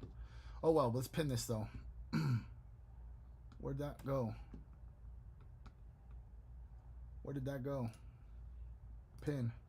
There you are. There you are. Neuralink? Yeah, it could be Neuralink, bro. Neuralink could be connected to all of that, bro. Included mind uploading. Quote, using AI in large datasets to create functional portraits of existing personalities. But here's what's on Hansen's CV, the same CV that was in Epstein's files. Page 10. OTO active 2010 to present. That's Aleister Crowley's occult order. Now look, on its own, being a part of the OTO isn't weird. It's an active worldwide organization. A lot of artists and academics are into it. Same with Kabbalah. Same with ceremonial magic. None of that is a crime. But when you keep reading the CV, page 7, there's a 1995 art project. Kabbalah Labyrinth with Nodes of Sensual Delight. Page 10, a 1993 symposium. Miracles and Monstrosities. Genetically Engineered Art. And Hansen's relationship with Epstein wasn't brief. Skype calls through 2017. In May 2018, 8 months before Epstein's final arrest, someone wrote, "Crazy meeting with Hansen." So individually, none of this is damning, but when you put it together, OTO on the CV, a $3 million lab proposal, a Robo Epstein, Kabbalah Labyrinth, genetically engineered art, And the guy he's building all of this for is running baby farms and buying Crowley's sex magic books? That's when the pattern starts to look different. January 7th, 2015. Yosha Bach, an AI researcher at MIT Media Lab in Harvard, emails Epstein from Berlin. He mentions two people, Michael Vassar and Michelle Riley. They're in Puerto Rico, and they want to visit the island. Epstein responds immediately. Have them come tomorrow at 12. Leave at 5. His assistant books the flights. January 9th, Epstein emails Bach about the visit. I like the idea. He and Michelle were here yesterday. Again, you were right. He was fun. And blue-eyed. Yeah. 2 days later, January 11th, 2015, Michelle Riley, quantum computing scientist, Princeton math, Columbia physics, co-funded a startup with MIT professor Seth Lloyd. Sends this email to Epstein. Thanks, Jeff. You asked for fun projects. I think we're mostly starving for great conspiracies today. 10 to 12 person coordinated secrets. What about a new Rosicrucianism of sorts? A new Rosicrucianism? She's proposing they build one. What are your thoughts on funding and constructing your own intelligence agency? She even talks about the science salons. I'd also like to do an exclusive science salon sort of thing at a place like Esalen, or maybe on Little St. James.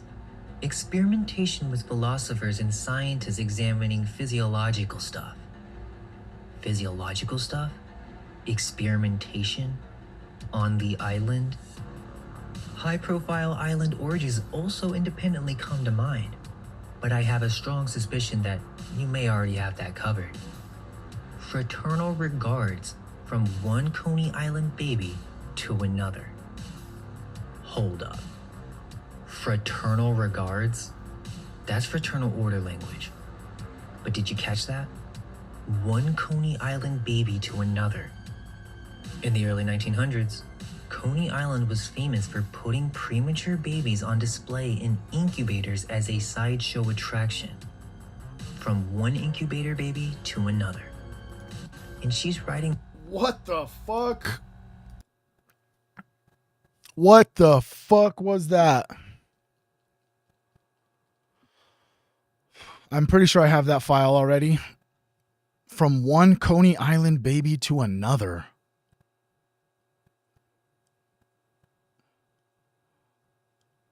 Where is it at? I have it somewhere here.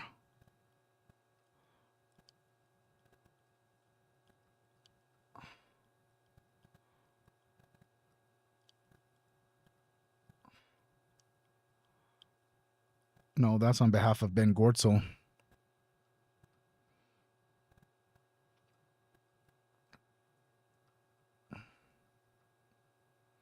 I pulled that shit up. I used it already in a video just like last week. Right here.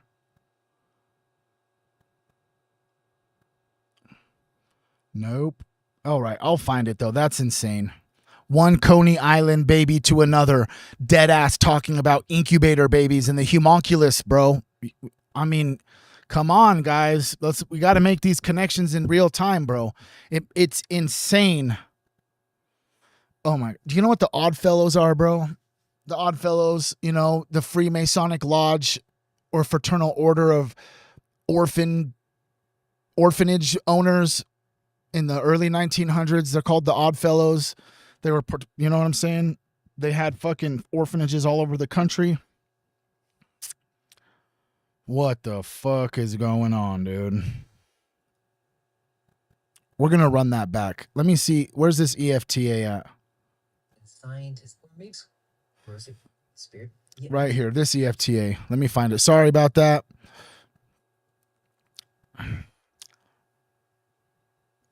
Love you, Scotty. Thanks for chilling today, bro. EFTA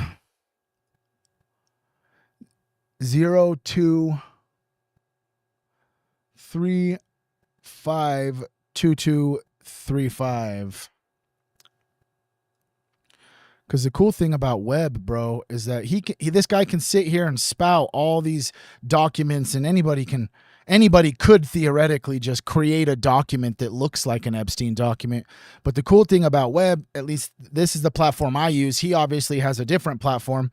I can do that. I can look at the same ass stuff. I made a video about this, about the secret societies considering constructing your own intelligence agency, but I never even really thought about the fraternal regards from one Coney Island baby to another. That's insane. Let me zoom this out real quick and put all these documents down here by each other. That's pretty insane. What's up, Ray? Ray's in the house. If you're here, just help me get a little head count. Can y'all just put Team Human in the chat just so I can get a head count of everybody who's here? I've got 4 different platforms streaming right now. Just trying to get a little roll call. Check 1, 2. Queen Trip, Jacob P. Katie Cleo's in the house. Let's go. We got One Eternity's up in here. Pretty Ricky, Lacey Lane, let's go. Anna Ray, what's up, dude? Monica Canada, let's go. We got a whole gang of people, bro. Julia P, Ray, let's go. Jupiter Missions in the house, let's roll. What's up? Thank you guys for being here. I love you guys, for real. Thanks for hanging out with me every day, bro. And if you don't hang out with me every day, I appreciate it if you're the type of individual that watches the streams later when I'm not streaming. Nikita Taylor, how's it going? Thank you for being here. Let's roll. This shit's getting pretty insane, bro. I don't know if you guys knew any of this stuff. Like I said, I'd watched this once before, but the thing... What's up, Kirk? What's up, dude? No, go back. Cancel. Go back. Okay, we should be up in here. Let me pin that for everybody who is up in Facebook right now.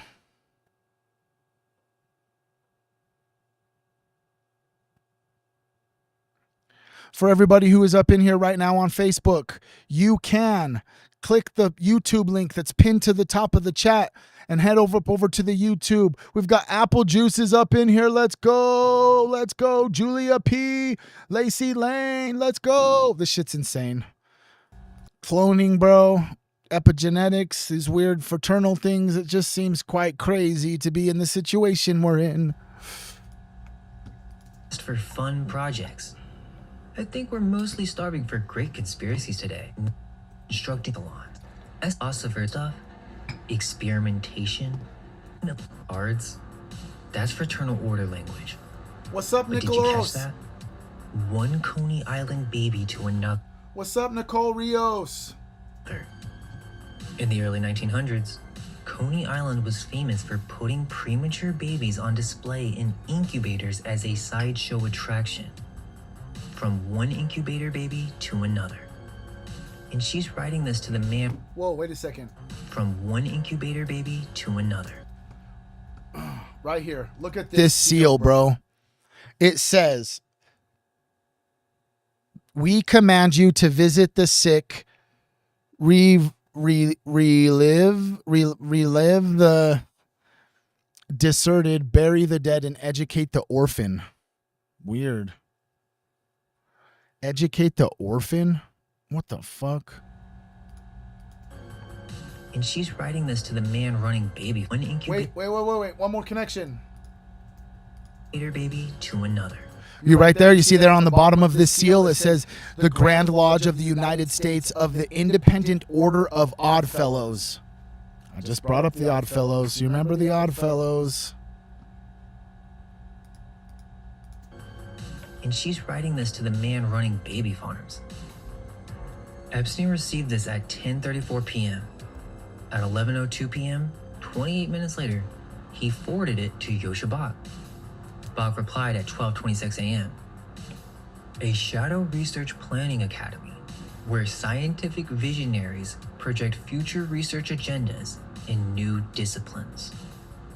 A series of workshops focusing on neglected knowledge, such as Russian psychopharmacology, Buddhist psychology, Chinese opinion control, a network of media people that can be used to efficiently place and coordinate friendly items in our corrupt opinion market. Psychedelic retreats for groups of select individuals with the explicit goal to create a tightly knit group capable of radically thinking and influencing global affairs. What's up, Marie Moon? Hell yeah, we got a whole squad up in here today. I love you guys. Thank you so much. bears. There are some more that I would not want to put into email. How much more do they need to spell it out for you? A shadow academy, media manipulation, psychedelic retreats for global influence, and things that he wouldn't put in writing. Bach wasn't an outsider.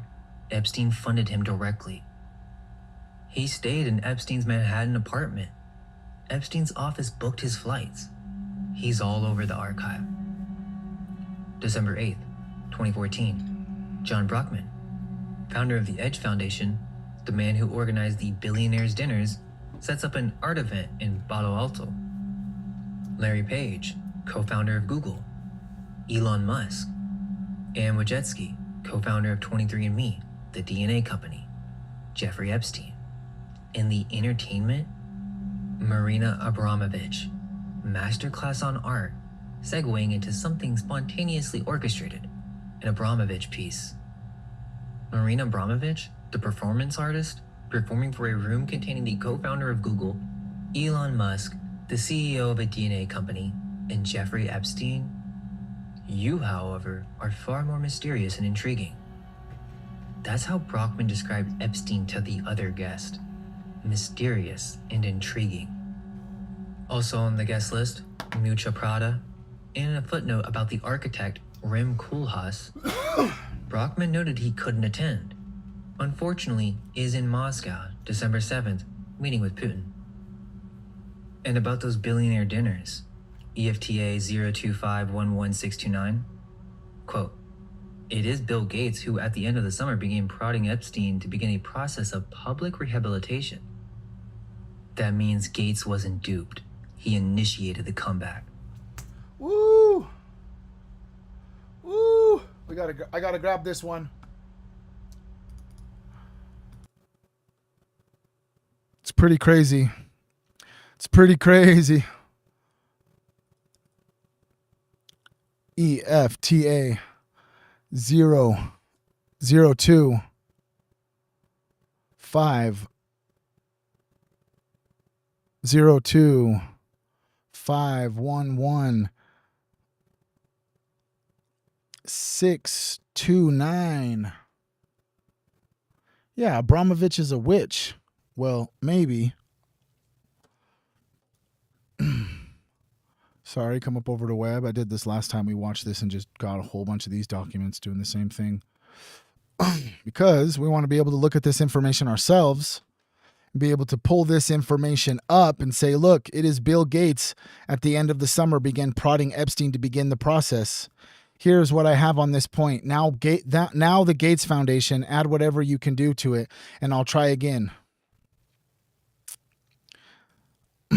Epstein has been advising Gates on a new way to increase the clout of the Gates Foundation by adding a constellation of other charitable funds that would be bundled with the Gates operation. Weird. I thought, you know, the things that Bill Gates was that is that he was misinformed and he was blackmailed by Epstein, is what he said, that he wasn't the one that initiated the public rehabilitation of Epstein. Who at the end of the summer began prodding Epstein to begin a process of public rehabilitation. That means Gates wasn't duped. He initiated the comeback. And after one of Brockman's dinners, the ones with Bezos, both Google founders, Musk, Epstein emails Brockman, EFTA 01929775. "Your Goyim dinner was amazing.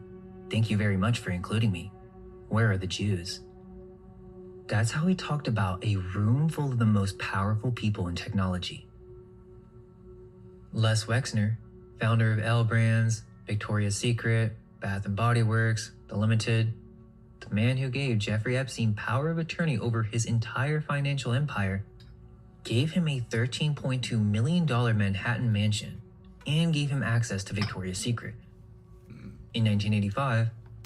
Whoa. Let's just make a real life connection right here, please. Can you find me the same New York Manhattan townhouse, right? The same one. Can you find me images of Epstein's front door of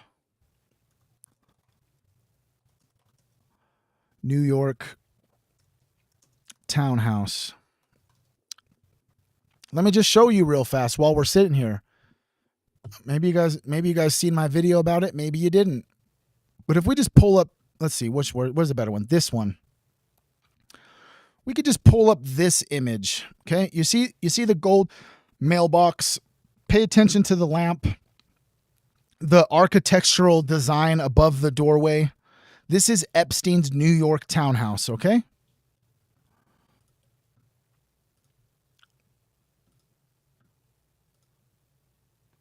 Just wait.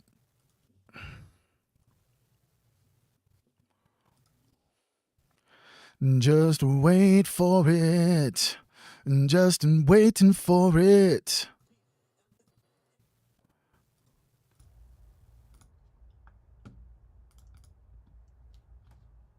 Hey guys, it's Palm Beach Pete, and when I went on stake, because I usually went on stake, I'm gonna buy this beautiful townhouse in New York City. Probably the best townhouse in New York City. And I'm a winner. Always a winner on stake. Peace out, Palm Beach Pete.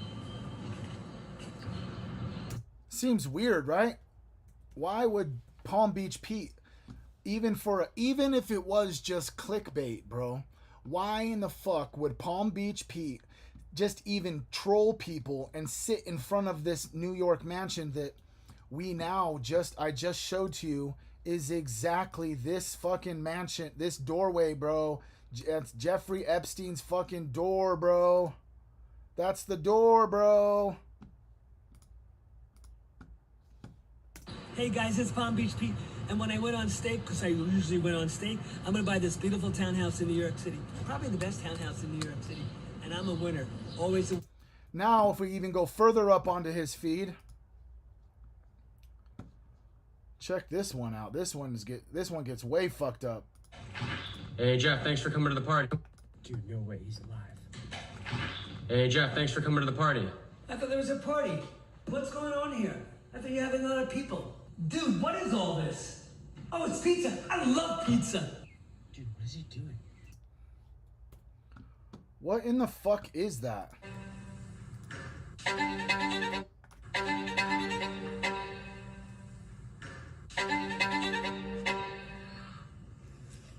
Back in the day, we had a lot of fun. These parties were insane. We made a lot of money. All the celebrities were there. Everyone. Now watch this. Now watch this.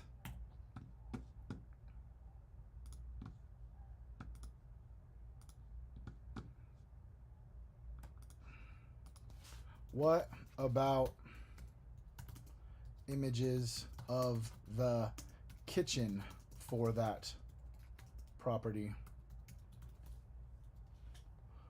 Of course he's eating pizza. You're right. Of course Palm Beach Pete is eating pizza.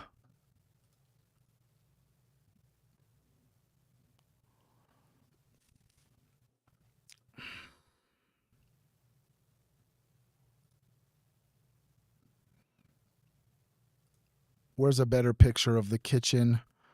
Where's a better picture of the kitchen? I mean, that's kind of, you could kind of catch the vibe.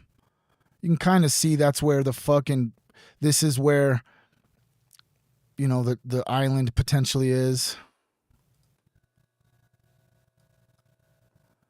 You know, maybe they rearranged it. There was definitely a better picture that I saw. It just kind of solidified it for me. But it just, at the end of the day, bro, it just seems really fucked up. The more we go into this whole robotics thing and how all of a sudden we're coming to the connection that potentially the Epstein that died in the prison cell was actually the humanoid robot, and that Palm Beach Pete allegedly is just the real Epstein out and about still. How fucking weird. Why would that motherfucker even troll about saying he's going to buy Jeffrey Epstein's house? Like, really think about that, bro. How in the fuck could anyone legitimately want to build fame and a life around looking like the most disgusting, vile human of all of our history, of at least any time close to our potential history, like the last few hundred years, you know what I'm saying? And I think it's really just the tip of the iceberg, if I'm being 100% honest with you. New York Magazine published a profile of Les Wexner. And in that profile, Wexner described living with a debug since he was a boy. His father recognized it, calling it the churning. A debug, in Jewish mysticism, is a possessing spirit. The article describes it as the demon that always wakes up in the morning with Wexner and tweaks and pulls at him. Okay, so follow me. Les Wexner, the billionaire who handed his entire empire to Jeffrey Epstein, told a major magazine he lived with a demon, and nobody followed up on that. In 2019, the FBI listed Wexner as one of the 10 co-conspirators in Epstein's trafficking operation. That document sat sealed until January 2026. Power of attorney, $13 million mansion, Victoria's Secret, FBI co-conspirator. And he told you that he lived with a demon. Now again, I don't think it's a crime to have books on magic or even sex magic, but with this context, we need to cover it because Bloomberg News verified some of Epstein's book purchases. Let's see here. Are you still live, Zachary? Are you still live? Maybe entertainment would be so cheap. All right, I got to go to the bathroom. I'll be right back. If you heard me that I have to go potty, can you please put aliens in the chat? Because none of us will have jobs and we'll all venture into some form of art or entertainment. We'll be selling our feed pics and we're just going to flood the market. How? Oh, Sean Strickland, bro. I can't wait, bro. Sean Strickland on Sean Ryan is going to be gas, bro. It's going to be gas. All right, here we go. Adams likes to say, doesn't it all feel like one big pack of lies right now? You know, I think it feels like one giant pack of lies right now. I'm going to go to the bathroom. I'll be right back. Because it is. Everything feels like a lie. So that's what I wanted to talk about today, just have a conversation, because I've been really thinking about this a lot over the past few weeks and talking with my wife about it, and just the idea that everything we thought we knew, all the stories we thought we knew, the truth behind, they're all just lies. They're all just lies. And it just feels exhausting, doesn't it? Like I see the emails and comments from a lot of you. You're just so sick of the lies of these politicians, the media, all of it. It's all one big pile of lies. And I think the reason I wanted to talk about it today kind of hit me like a ton of bricks. Yesterday, I was listening to Sean Ryan sit down with Tucker Carlson. And I'll link it up in the description if you want to watch the full episode. I highly encourage you to do that. But I just want to clip a little something here, because he said something that I had been feeling for quite a long time now. And it just resonates so deeply with me. And when he said it, I was just like, I don't know. It struck me like a bolt of lightning about this idea of lies and putting your faith in men. Listen. Well, I mean, I think we kind of discussed it last time. Everything is a lie. But that became like a coined term, I guess. But everything is a lie. I mean, every politician I've sat across from, with maybe the exception of Eli Crane, who I disagree with on a lot of. Yep. I hate that I even have to say that. I don't agree with everything they have to say. Why the fuck do we have to say that? I like Eli. He's very, pro-Israel. I'm not, but he can articulate why he is and whatever. All right, I'm back. I respect it. All right, I'm back. Let's get into Jeffrey Epstein's library. What's up, Richie? How's it going, everybody? What's good? We're here, we're back. We're live in the flesh. Let's roll. Modern sex magic, or even sex magic, But with this context, we need to cover it because Bloomberg News verified some of Epstein's book purchases. Modern Sex Magic, Secrets of Erotic Spirituality.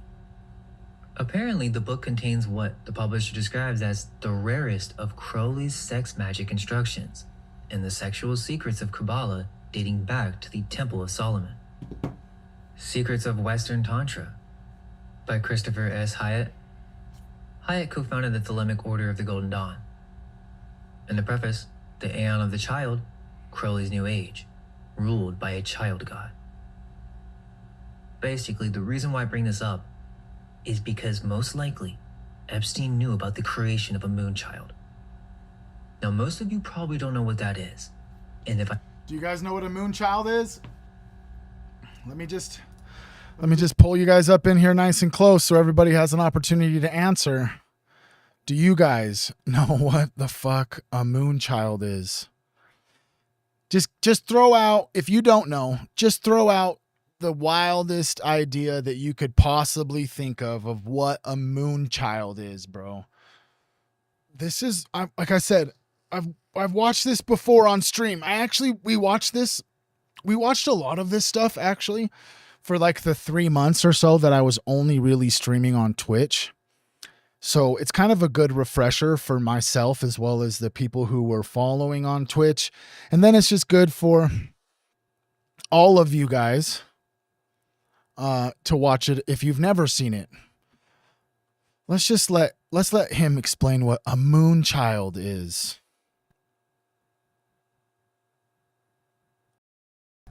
I explain it right now, you would think I'm crazy. So I'll break that down properly in its own video. All I'll say for now is, if you haven't seen Homunculus Unveiled, go watch it. Yeah, you're right. You're right. It's basically a ritual to incarnate a baby with a specific energy. They copulate, or what's the word? Conceive the child in the moonlight after certain sexual magical rituals with the moon above them or a full moon at a specific astrological place in the year in the sky to incarnate some sort of energy inside the baby that will eventually be born. Yes, you are right, Koifish. It's basically some sort of energetic sexual magic to create a homunculus. I mean, that's just what it is. Interestingly, he also had chakra and kundalini workbooks, Merchants in the Temple by Gianluigi Nuzzi, an expose of Vatican financial corruption in child abuse scandals. But let me show you something that goes way beyond the bookshelf. So Epstein didn't just read about Kabbalah, he was being taught it, apparently, by a man named Mark Fisher, EFTA 02428-208, March 10, 2010. Mark Fisher, an art dealer and Orthodox Jewish spiritual advisor, writes to Epstein. Fisher is undergoing chemotherapy, and between cancer treatments, he's teaching Jeffrey Epstein Kabbalistic doctrine. Quote, a Jewish soul has a very different structure, different ingredients, relates to its higher levels differently, has different higher levels, relates to itself and other people in a different manner than a non-Jewish soul. To use repair methods on something as sensitive as a soul requires the right tools. You can't fix an Aston Martin with a Ford pickup truck tool set. So he's making an analogy that Jewish souls are the luxury car and non-Jewish meditation is the wrong toolkit. And this isn't Fisher's personal opinion. This is standard Tanya doctrine, the foundational text of the Chabad Lubavitch. And Fisher was teaching it directly to Jeffrey Epstein. Over the next few months, Fisher sends Epstein the Shema Yisrael. Whoa, whoa, whoa, whoa, whoa, whoa, whoa. Whoa, whoa, whoa, whoa, whoa, whoa. We gotta take a little break here for a second. Check this out. Let me just get this EFTA real fast, and then I'll tell you what I'm talking about. 024282. Nope. Is it an 8 or a 0? I think it's 2, 8. Oh, let's see. 4, 2. Let's see. 2, 4, 2, 8, 2, 0, 8. I think that's what it is. I think that's what that EFTA is.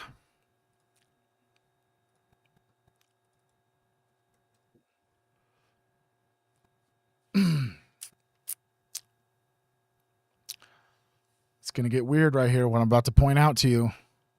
Remember we were talking about Kuru? So in the conversation, this is 2, right? Last week was rough. I had mouth sores. I couldn't talk or eat. That's Mark. Oh, that's because he was in cancer. You're right. Never mind. For some reason, I thought that was Jeffrey Epstein saying that he couldn't eat because his mouth was full of sores, which I was going to connect to the symptoms of what happens when you consume humans, but I misread that wrong. I apologize. Over the next few months, Fisher sends Epstein the Shema Yisrael, the most sacred prayer in Judaism, and asks for his Hebrew name and his mother's Hebrew name. In Kabbalah, you pray using someone's name through their mother's lineage. He offers weekly phone sessions on gematria, Torah law, and meditation. And he connects Epstein's philanthropy directly to the Wexner Heritage Foundation. The same Wexner. But this is kind of weird. Fisher died of cancer in December 2011. Epstein told an associate, quote, "Say a prayer on my behalf." But the point is, it does seem that this Jewish soul concept wasn't just a Fisher thing. This permeated the network. EFTA 018-20876. David Galernter, the Yale computer scientist, famous as the Unabomber target, is writing to Epstein about Hebrew calligraphy. And he just casually quotes the Zohar, one of the central texts of Kabbalah. As the Zohar says, man, genuine man, exists only at the moment of sexual union. Epstein responds, I think you might consider focusing on the negative spaces between the Hebrew letters, much more erotic, a bulging shema, or throbbing ka. Galernter is quoting Kabbalah and Epstein is sexualizing it. What's up? What's up? What's up, GMC? Love you. Appreciate you for being here. What's up, Lacey Kaler, Julia Brands up in the house. We got Apple Juice, Ricky Rose, JB, Kirk Meinhardt, Jonathan Squires. What's up, Katie Cleo? I appreciate you. I appreciate you. Thank you for your kind words so much. We love you all. I love all of you. That's how the inner circle talks. More erotic, a bulging shema, or throbbing ka. Galernter is quoting Kabbalah and Epstein is sexualizing it. That's how the inner circle talked. EFTA 0256152. 7 years after Fisher's emails, 2017, Kathy Rumler, Barack Obama's White House counsel, writes to Epstein. And here I thought only I had a Jewish soul. And again in 2019, EFTA 02630427, Rumler to Epstein. You forgot that I have a Jewish soul? EFTA 0161546, December 2018, Epstein and Steve Bannon texting. Bannon asks about breast cancer research. Epstein just says, Jews? And then it almost seems like he's saying he's following their directions.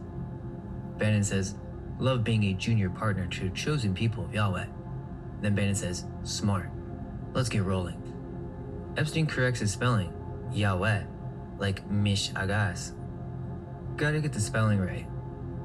And then he says, not sure Beelzebub is considered a junior partner, or like outside counsel. What? And then there's this. EFTA 018-21140, October 2009. Epstein to an associate. This is the way Jews make money, selling short the shipping futures. Let the Goyim deal in the real world. Let's just go ahead and get that one too. I gotta make a video about it. 01821140. Just let the Goyim deal in the real world. Just let the Goyim, you know, just let the Goyim deal in the real world, bro.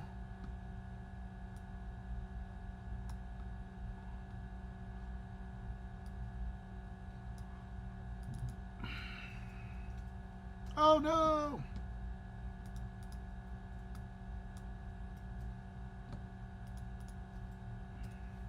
Shout out Web, the Web IO. Kevin is a human. Ian Carroll. This is the way the Jew make money and made a fortune in the past 10 years. Selling short the shipping futures. Let the Goyim deal in the real world. Got him, coach. Well, guess what, motherfuckers? Seems to me. It seems to me that the Goyim, we're waking up, you bitch ass motherfucker. We're going to go back and look at this right here. EFTA. We're going to look at this text thread about the Beelzebub. Now that you said something, Cleo. 01. Oh.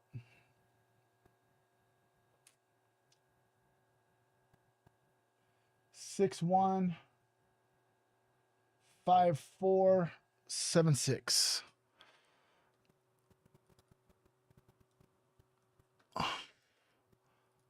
Again, shout out Web.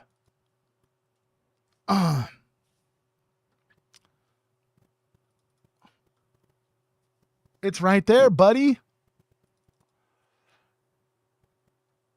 Next. Imagine pink dick hats.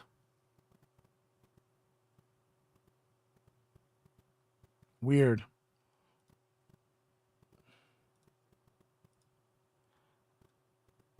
Where's the part about the Jews?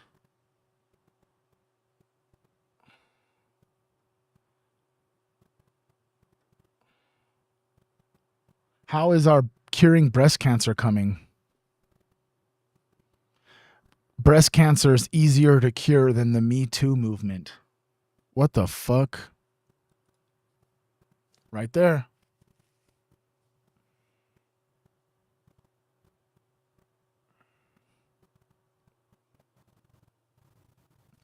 Requoc, Honibero K, Icarus not. What the fuck does that mean?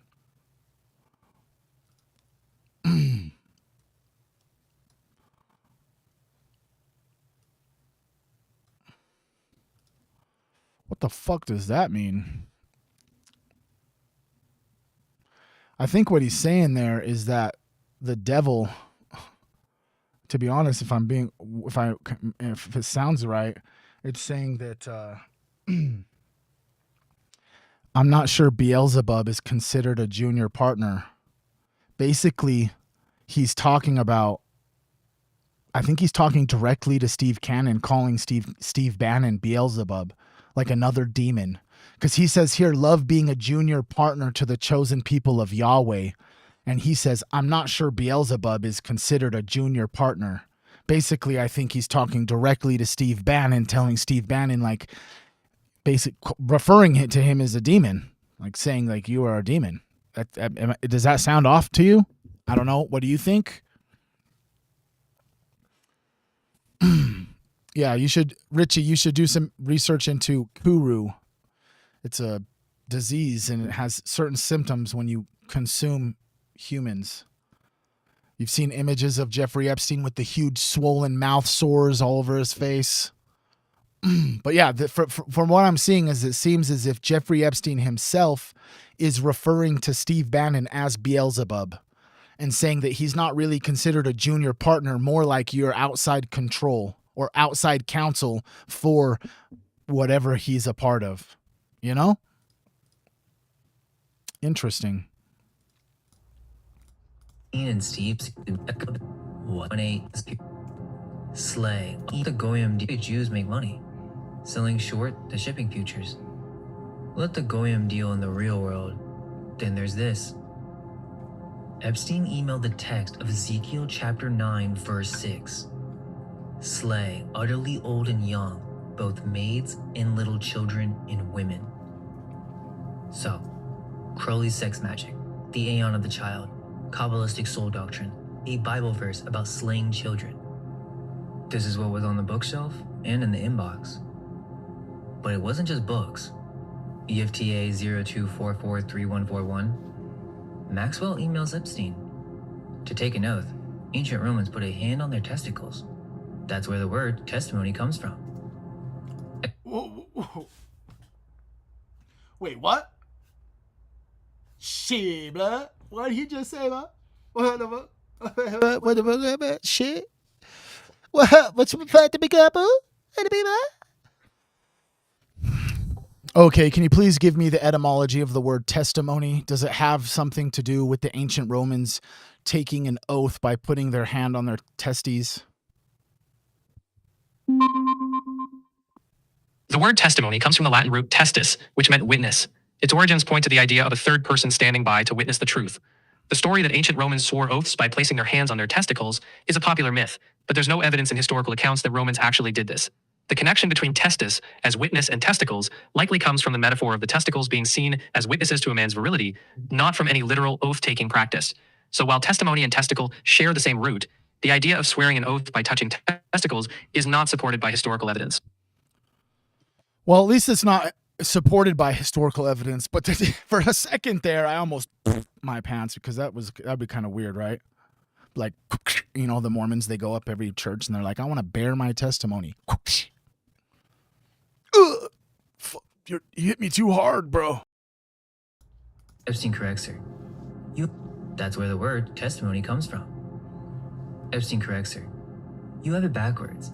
You are required to put a hand on the other person's. Wait a second. Epstein corrected her and said, you are wrong. It actually requires you to put your hand on the other person's testes. That's fucking crazy. Etymology is real. Testimony does come from the Latin testes. But the point isn't the joke. The point is she's sending him esoteric trivia, and he already knows more than she does. That means he was studying this. Okay, now let me show you what they built on the island. This is EFTA 02707466. Architectural calculations for Little St. James. The architect, Eon Nicola. 1.618. Phi, the golden ratio. Every Masonic temple, every cathedral, and Epstein's dome. Nicola calculated the golden ratio for the rocks, for the doors, for the dome. The blue and gold striped dome on Little St. James, which, by the way, the internet has been calling a temple since drone footage first surfaced, was proportioned using sacred geometry. Both properties, Little St. James and Zorro Ranch, Epstein had sundials constructed. Masonic tradition. Epstein personally directed their construction. Then there's a structure on Little St. James that was permitted as a music pavilion. But what was built deviated significantly from the plans. Blue and white striped walls, gold dome, acoustic panels, soundproofed walls, a door engineered to prevent people from leaving. Inside, a bookcase flanked by two pillars. Jachin and Boaz, the pillars of Solomon's temple, and every Masonic lodge in the world. Also, Wait a second. Didn't I say that earlier? Jachin and Boaz. Thank you for your kind words, Richie. The truth does matter. I'm out here every day grinding on these live streams, Monday through Friday. I put in at least 20 hours a week, bro. 20 hours a week live streaming, creating content on other platforms, making merch. I appreciate you. For all the ladies out there who bought merch, we got some supplies in. The rest of the supplies will be out. I'll get them tomorrow. All of your merch will be out by the end of the week. Even Boone and even probably a Duck who have been patient with me. One of them lives in New Zealand. The other one lives in Australia. Everybody, yeah. But it just seems crazy. Like you could see the Zodiac up here. This is like inside the supposed structure. So, take a look at the ceiling. A music pavilion with soundproofed walls, a door that locks from the outside, and the pillars of Solomon's temple. Cerro Ranch, the New Mexico property, stone circles. May 2017, an email from a Saudi-connected intermediary to Jeffrey Epstein about a political meeting on the Yemen conflict. The man who presented to you with the holy black Kaaba dress holds all the strings in his hands, certainly with Washington. The holy black Kaaba dress, the kiswa, the cloth that covers the Kaaba, replaced once a year, given to heads of state, one of the holiest objects in Islam. A man with connections to Washington presented it to Epstein during a political meeting about a war. In a separate exchange, Epstein asked his staff, "Did you take the Islamic cloth to be backed, mounted, preserved, like an artifact?" This is a photo from 2014.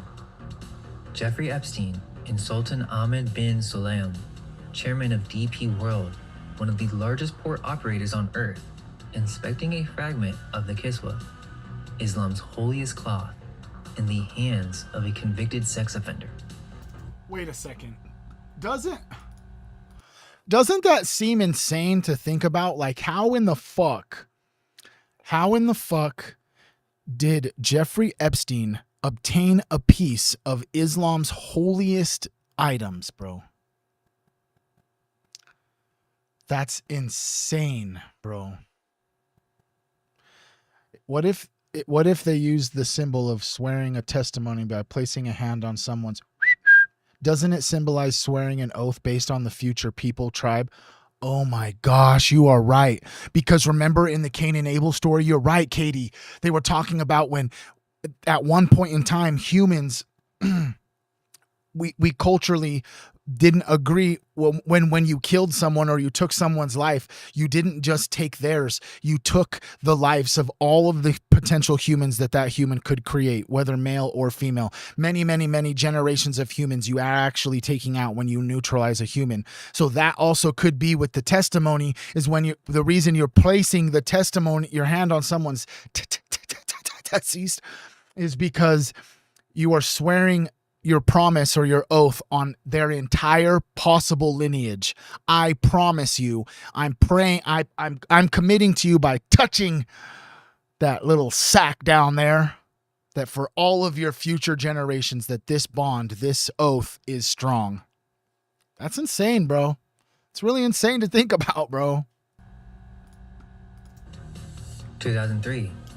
This photograph was found during the 2005 raid of Epstein's Palm Beach mansion and later authenticated in the Maxwell trial. See, this is where it starts to get weird. I'm going to pull you in close for a second, bro. Well, we could just leave this image back up right here. This is where it starts to get funky and fucking weird. He just showed us emails of him. It seems that your observation could perceive that Epstein had a base understanding of Kabbalic mysticism, which is like the magic version of Judaism. And then it seems crazy that so he's involved in the Kabbalah and Kabbalah. He has a piece of Islam's most sacred fucking cloth. He now is in an image right here where the Pope is, so he's like single-handedly influencing and infiltrating every single religion on the planet, bro. That's what it looks like to me. It looks like if Jeffrey Epstein is this blackmailer, that he is, I mean, what if this is just, what is the Pope part of his network? Like, what does that actually even mean, bro? Like, what is all of this shit? He's learning Judaism and the Jewish mysticism stuff with Aleister Crowley and the Kabbalah, and then he's like involved in like the Muslim stuff with people in the Middle East and getting their sacred cloths, and now he's like chilling with the Pope and shit. Jeffrey Epstein and Ghislaine Maxwell in an audience with Pope John Paul II?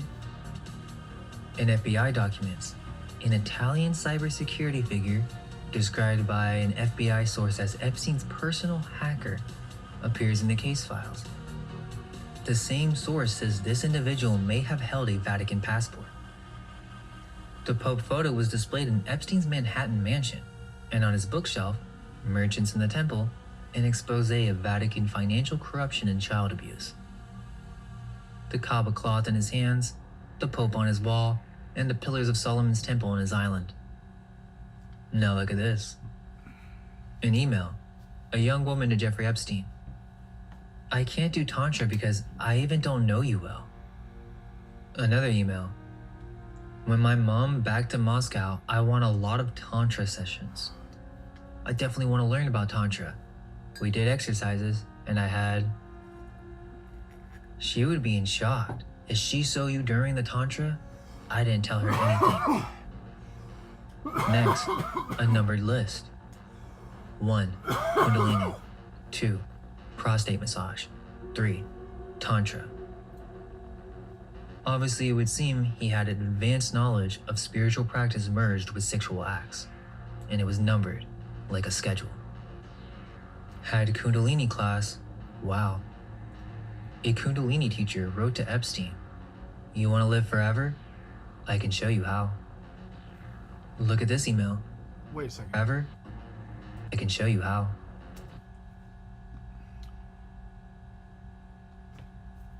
That's an email. That's an email I gotta get. Sorry.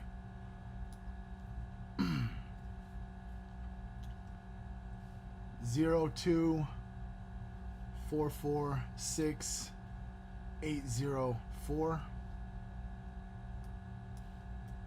That's just a weird email in itself. Why would somebody be trying to ask Jeffrey Epstein if he wanted to live forever? Who is that motherfucker, bro? Who is that motherfucker, bro? You know what I'm saying, bro? Who is it that has the secret to live forever? That's some bullshit. These sick ass pieces of shit. Ooh, we got a nice little collection of documents today so far, you guys.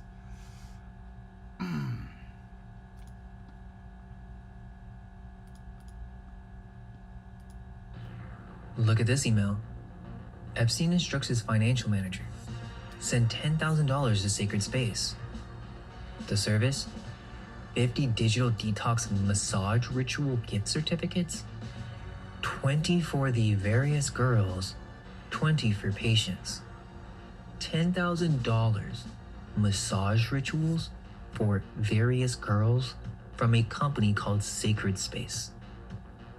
Epstein was also deeply involved with Barbara Carella's Urban Tantra Sacred Sex program in Charles Muir's Source Tantra School. This is kind of weird. Epstein visited the Dhammakaya Temple in Thailand, a 4-day trip. Day 4, Dhammakaya Temple. Dhammakaya is kind of strange. It's one of the most controversial Buddhist organizations in the world, cult-like practices, a massive golden dome, UFO shaped, and it seats over 1 million people. The Thai government has raided it multiple times. Daniel Siad sent Epstein a link to the Dhammakaya website. In Marrakesh, Epstein had a property with underground disco, underground city, underground tunnels. Look at this email. Everything must be kept underground. I just need to find access. It literally may be unfathomable what is going on underground. September 2010, Al Seckel, a cognitive neuroscientist who organized Epstein's Island conferences, and Pablos Holman approach Epstein with a proposal. Would you be interested in having all that crap that comes up on a Google search on your name basically disappear? Epstein, yes. Is your yes to our hacking of the internet sites to cause all that crap to disappear? Send the wire details. Listen. The other stuff mysteriously disappears from searches will drive some jerks crazy because they will have no idea how this was possible. Isn't technology fun when you have the right friends? $20,000 to hack search results for a convicted sex offender. And the man offering to do it, Al Seckel, also curated Epstein's guest list, the same guest list that included Larry Page, the co-founder of Google. 4 years later, Seckel fell off a cliff in southern France. But before Seckel died, there's something else in that same email chain. October 2009, Seckel and Epstein are discussing cold fusion. Epstein writes, "Regarding cold fusion, I killed Pons years ago." Seckel asks, "How did you kill him?" Stanley Pons, the chemist who claimed to discover cold fusion in 1989. His career was destroyed. He fled to France and never published again. Epstein claims he argued against cold fusion. Whoa, whoa, whoa, whoa, whoa, whoa, whoa, whoa, whoa, whoa, whoa. Look at this. He says right here, the original state funding came out of Congress, right here in the middle. It says, and Wayne Owens, senator from Utah. I was there and argues against it. And I had to meet with the head of the Mormon Church. Jeffrey Epstein was meeting with the head of the Mormon Church. It's right there.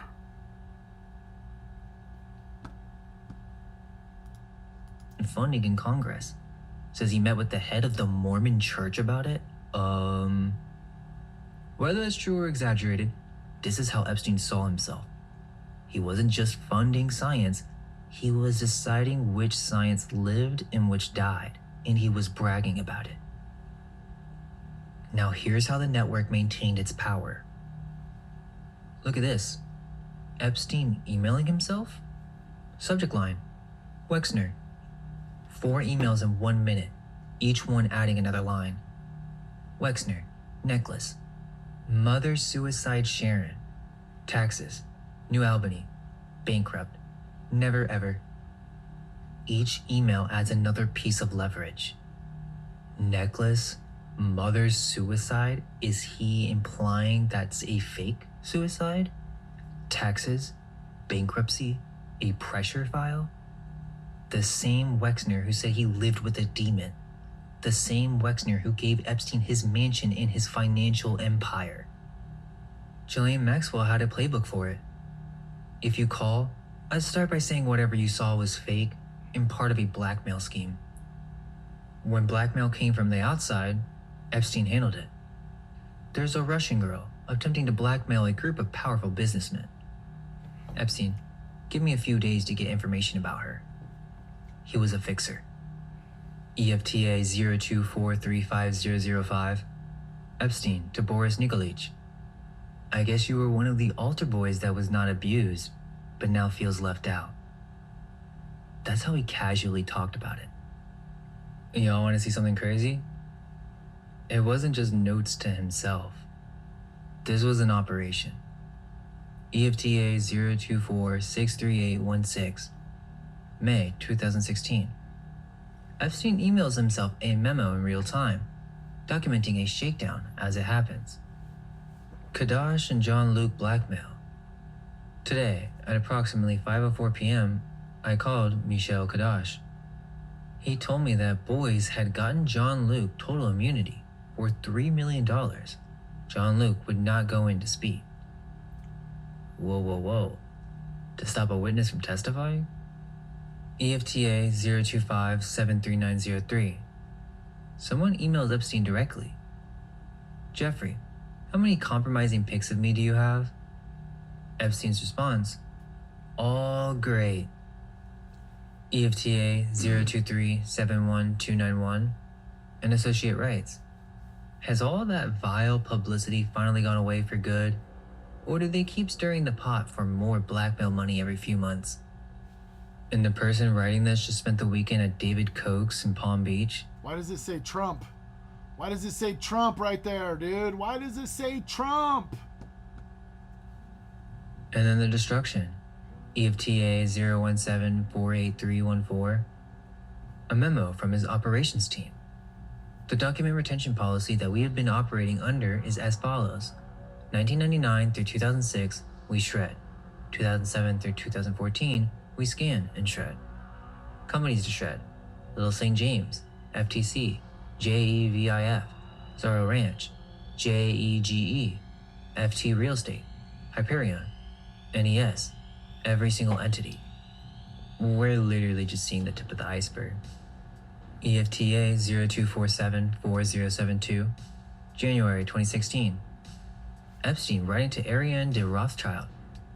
I recognize that in the past, only you had all the pieces and compartmentalized. With good reason. Copies of the girls' passports, yours, medical emergency numbers, current wills. No one in Europe should see all. In the same thread, someone says, Oliver liked the idea of a special Kazakhstan program as the story to tell others. So cover stories for this operation. FBI document, sitting in the Epstein files, top of the page, secret/no foreign. No foreign nationals, classified intelligence. What is this doing in a sex trafficking case? But there's another secret no foreign document I found. EFTA 01683612 and FBI FD 1023. That's a confidential human source report, filed December 2021 out of the Los Angeles field office. Under the active Epstein child sex trafficking investigation, the source says, Epstein was a construct who was playing a role. Specifically, Epstein was running an Israeli state-sponsored technology collection and extortion operation. Whoa.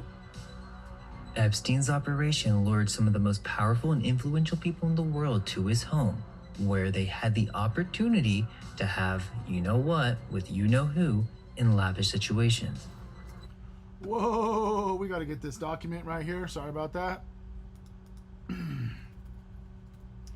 EFTA 01683612. Come up over here, come up over here, come up over here, come up over here, come up over here.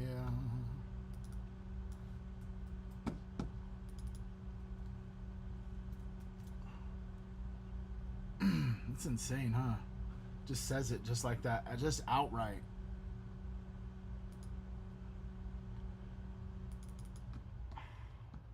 Right there. Source briefing, person in contact. It's crazy, huh? Right there. Had the opportunity to have sex with young girls in lavish situations. This would have been recorded in some way which could have been used to control or extort non-cooperators as needed in the future.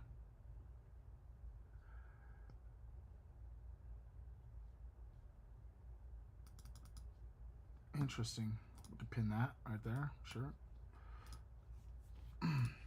This would have been recorded in some way, which could be used to control and extort non-cooperators as needed in the future. And about his death?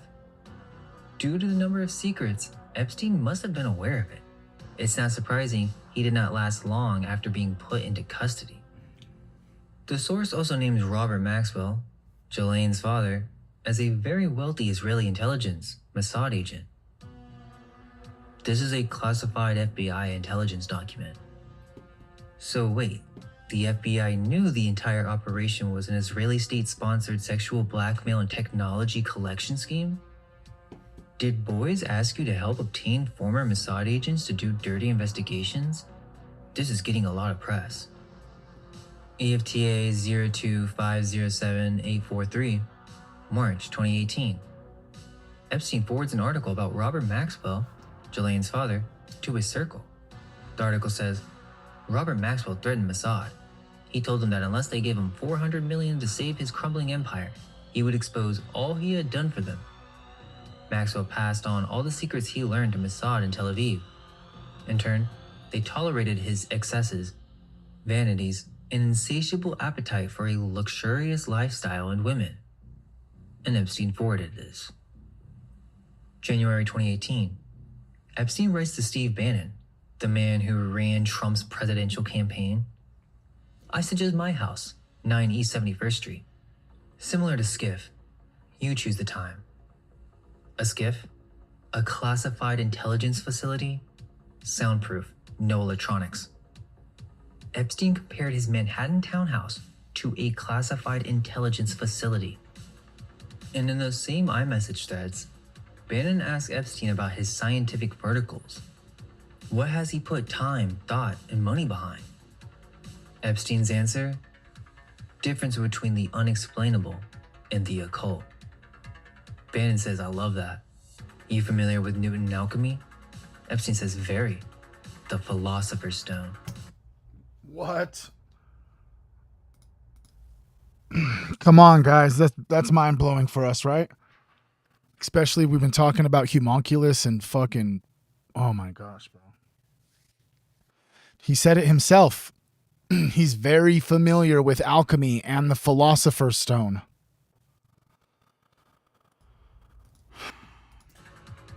Bannon says, remember, we're showing something that will mesmerize folks. So they're filming something. A documentary. Bannon later asked, do you want to film the island? The ranch? And Epstein defines one of his core intellectual pursuits as the difference between the unexplainable and the occult. Guys, Epstein knows alchemy. And at private dinners with Bezos, both Google founders, and Paul Allen, dinners Epstein was at the table for. The instructions were, please cooperate by maintaining radio silence. Show up alone. And I thought this was kind of crazy. So, in EFTA 016-57089, this is March 2025, an FBI agent emails the former Epstein case team. I was under the impression that there was a homemade sex video of Epstein and Maxwell amongst our seized evidence. Can anyone confirm or deny this? One person responds that I don't recall. The agent writes back, thanks, you happen to be the only one to reply. And the response is, maybe people are afraid to put anything into writing. In 2025, FBI agents are still afraid to discuss Epstein evidence in writing? EFTA 027-29919, October 2021. The MCC, the Metropolitan Correctional Center, where Epstein died, is being closed. A Bureau of Prisons investigator emails the FBI. I was instructed to destroy all evidence that is not needed for investigations. A blanket destruction order at the facility where Epstein died. The FBI's response? Is it possible to get a list of what you have first? They didn't even know what evidence existed. In 2019, journalist Vicky Ward reported that when the U.S. attorney was asked why Epstein got the most lenient plea deal in federal history, a source said, I was told to back off, that Epstein was above my pay grade. I was told Epstein belonged to intelligence.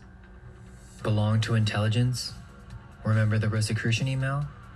What are your thoughts on funding and constructing your own intelligence agency? He was already running one. And here's what the FBI found when they finally went inside. A painting of Bill Clinton in a blue dress hanging on the wall. A framed photograph of Epstein with Pope John Paul II.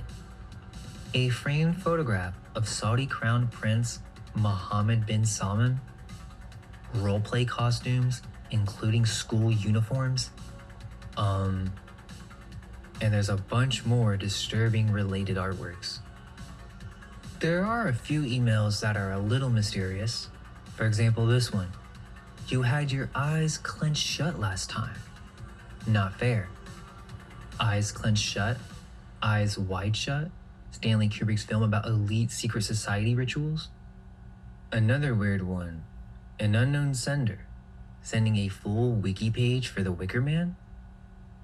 EFTA 027-22330. So, this movie's about ritual human sacrifice on a remote island, recommending a film about sacrifice on an island to a man who owned an island. One more thing. Woo! We're gonna have to get this one too, bro. That's insane, bro. Why would that be in there? Why would someone send him that? Like, dead ass.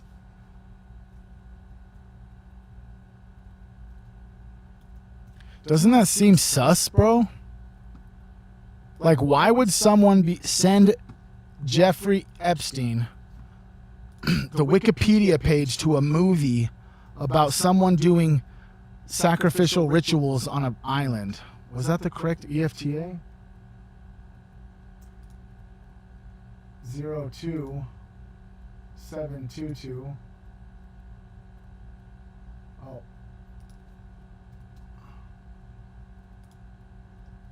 330.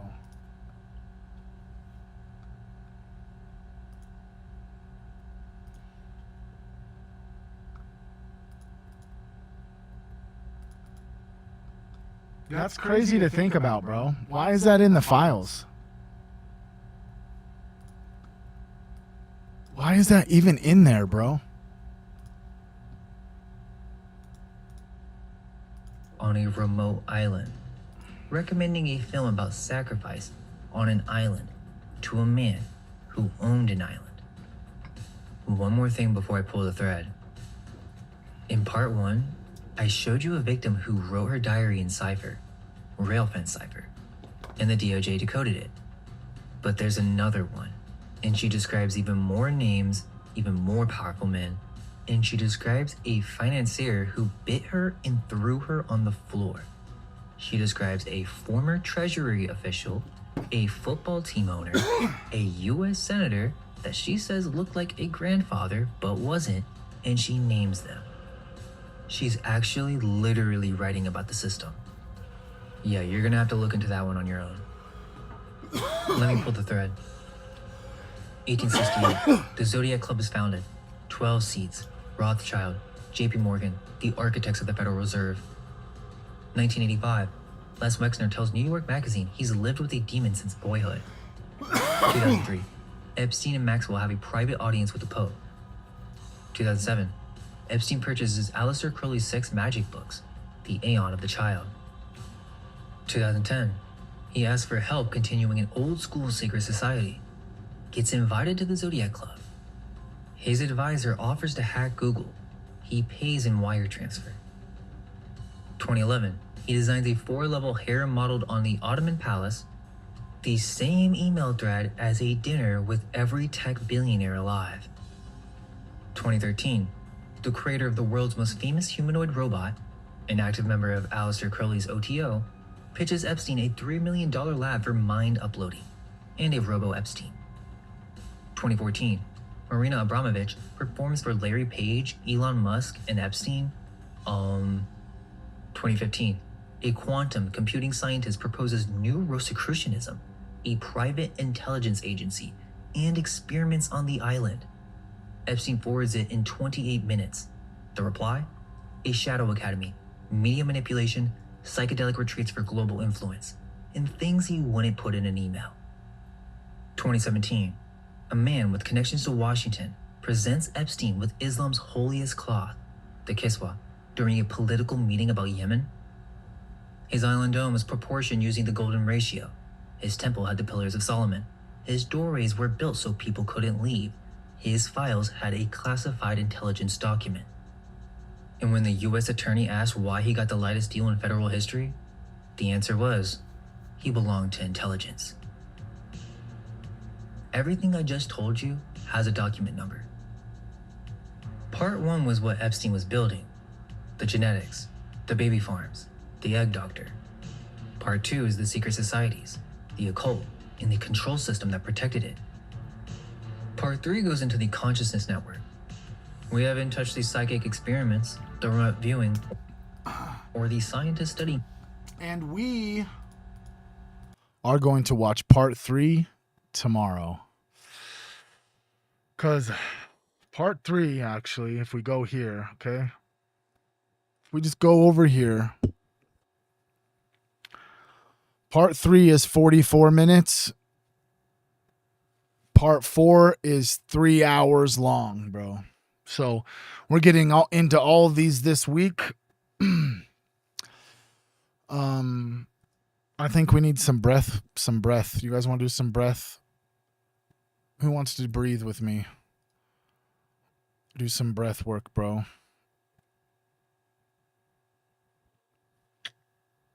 Is everybody in a position to do a little bit of breath work? Just chill out. You can just sit wherever you're at and you just listen and just breathe. That's all I'm asking you to do is just breathe with me, bro. Let's see here. Let's see here. Let's see. Why does it just pull up this guy? Only this guy, dude? We only got this guy?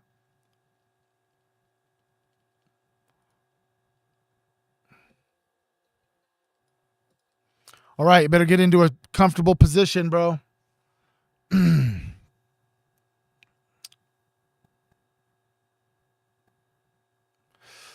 What's up, Sammy? We appreciate you. We appreciate you. We're just going to do some breathing, bro. If you can sit, you can chill. If not, I understand if you have to go or if you just want to sit and listen, I guess, to a whole bunch of people breathe, bro. But breath work is magic, bro. If you control your breath, you can control your avatar. So here's a guided nervous system reset.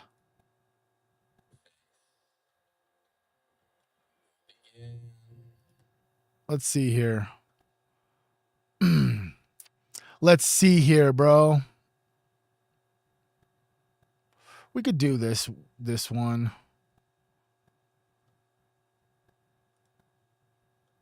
Right. This is one of my favorite ones. It's good. Yeah, when you do deep breathing, you influence your pineal gland to secrete dimethyltryptamine into your body.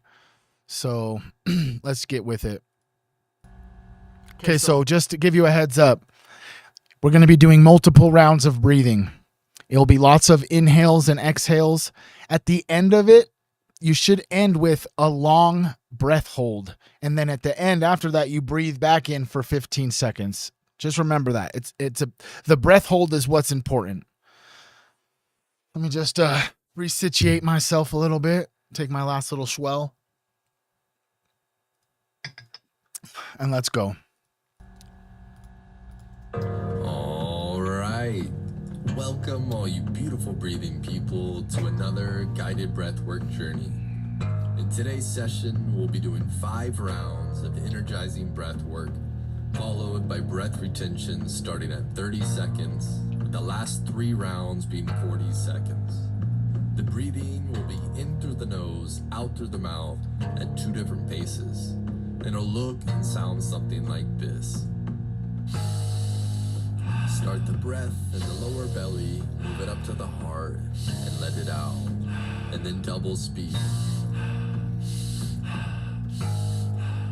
Beautiful. So sit or lie down, whatever is more comfortable for you. Put a smile on your face, and let's get ready for today's journey.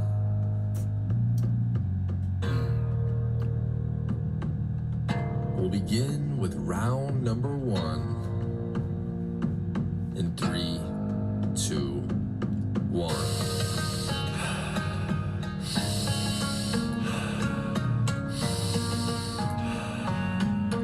Beautiful work. Really fill up the belly, move it up to the heart, and let it out. Bring in this energy, bring in this prana. And we'll move on to double speed in 3, 2, 1.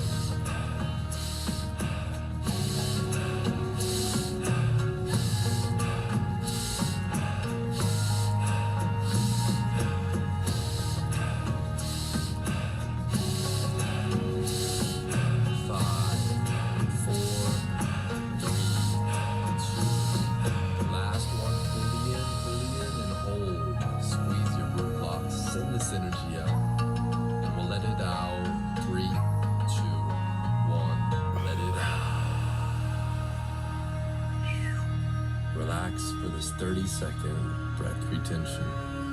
Stay focused on the present moment and just become aware of what you feel.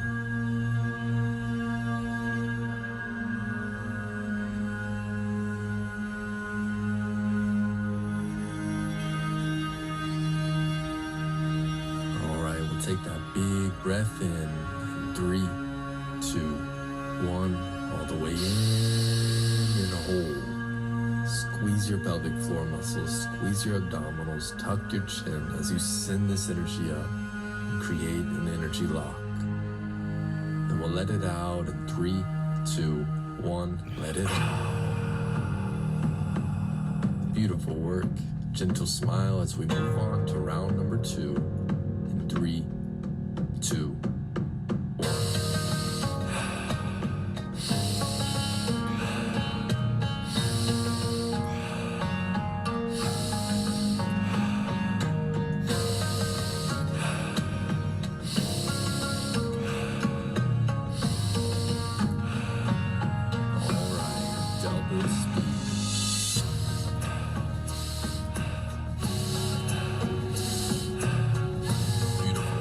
Session is focused on powerful inhales. So stay present with each breath. We're almost there. 5, 4, 3, 2. Last one. Fully in and hold. Let it out. In 3, 2, 1. Let it out. Relax. 30 seconds.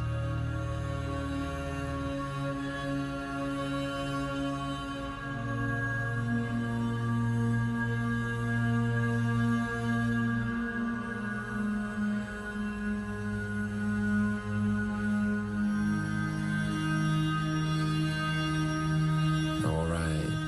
We'll take that big, beautiful breath in 3, 2, 1. Fully in and hold. Squeeze everything tight. Send this energy up.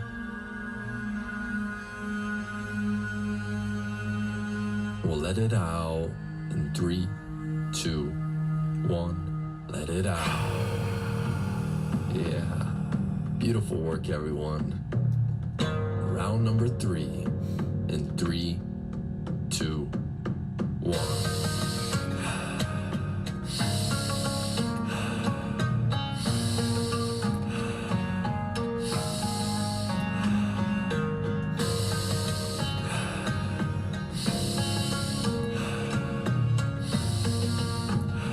Speed in 3, 2, 1. Beautiful, big, powerful inhales. We're almost there. All right. 5, 4, 3, 2. Last one fully in. Big breath in and hold. Let it out in 3, 2, 1. Let it out. And relax fully for this 40-second breath retention. The more that we practice becoming aware of this present moment, the more that we can improve our concentration and focus.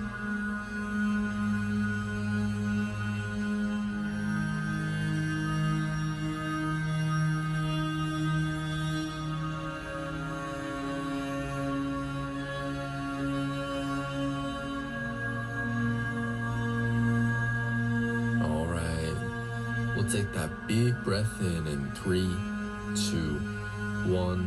Fully in and hold. Squeeze your pelvic floor muscles, squeeze your abdominals, tuck your chin as we create a lock, holding in this beautiful energy that we're all cultivating.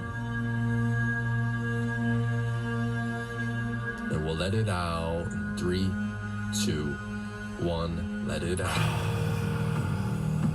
A little smile to the face as we go into round number 4 in 3, 2, 1.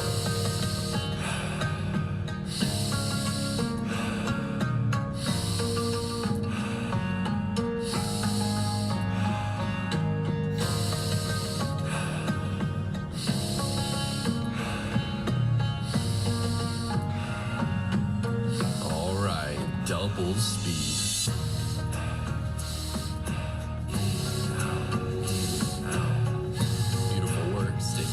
And mindful with each breath.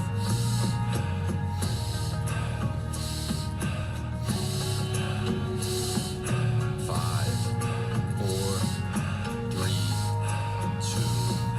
Last one, fully in and hold. Squeeze everything tight. Beautiful work. We'll let it out in 3, 2,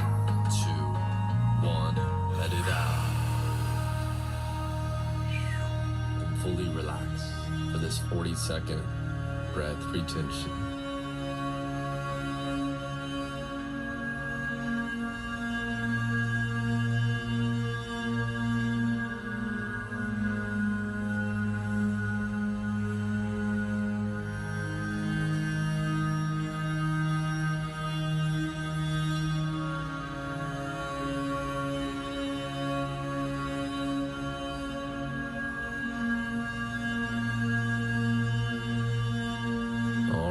Take that big breath in 3, 2, 1, all the way in and hold.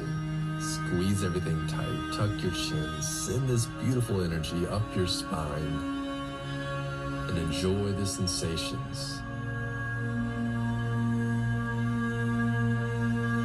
We'll let it out in 3, 2, 1, let it out.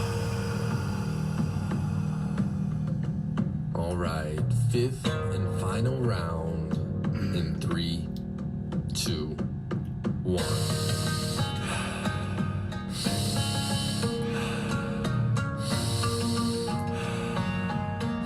Beautiful. Fill your entire being with each conscious breath.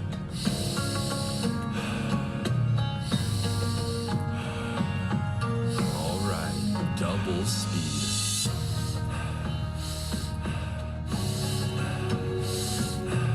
Last round, we're almost there. You're doing great.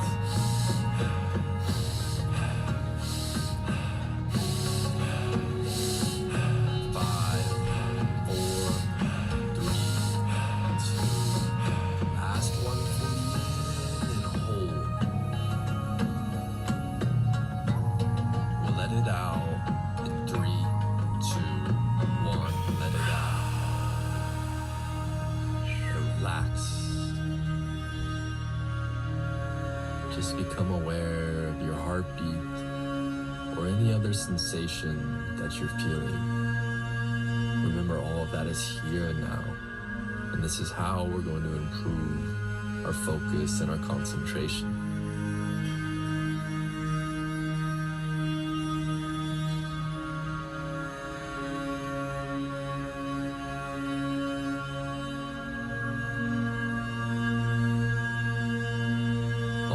Take our last final breath in 3, 2, 1. Fully in and hold.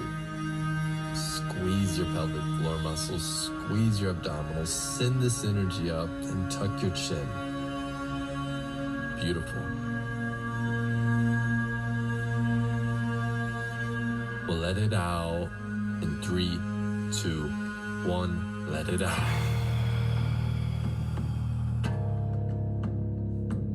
Beautiful work, everyone. Just allow your breathing to return to its normal rhythm. Be proud of yourself for showing up today and cultivating this energy. Now it's up to you to decide what you are going to do with this energy. How can you positively impact yourself and the others around you? Much love for all the supports. Remember. You guys, I feel magical right now, bro. I feel powerful. This guy's name is Breathe with Sandy. Shout out Breathe with Sandy. Bro. I feel my whole body's vibrating, dude. Like it's almost crazy to look. I can see the energy in a way, bro. I don't know, bro. I feel so calm and peaceful, especially with all the crazy shit that we were deep and diving into with the Epstein stuff, bro. It just seems that this was the perfect way to end it. Perfect way to end the stream. Breathe with Sandy.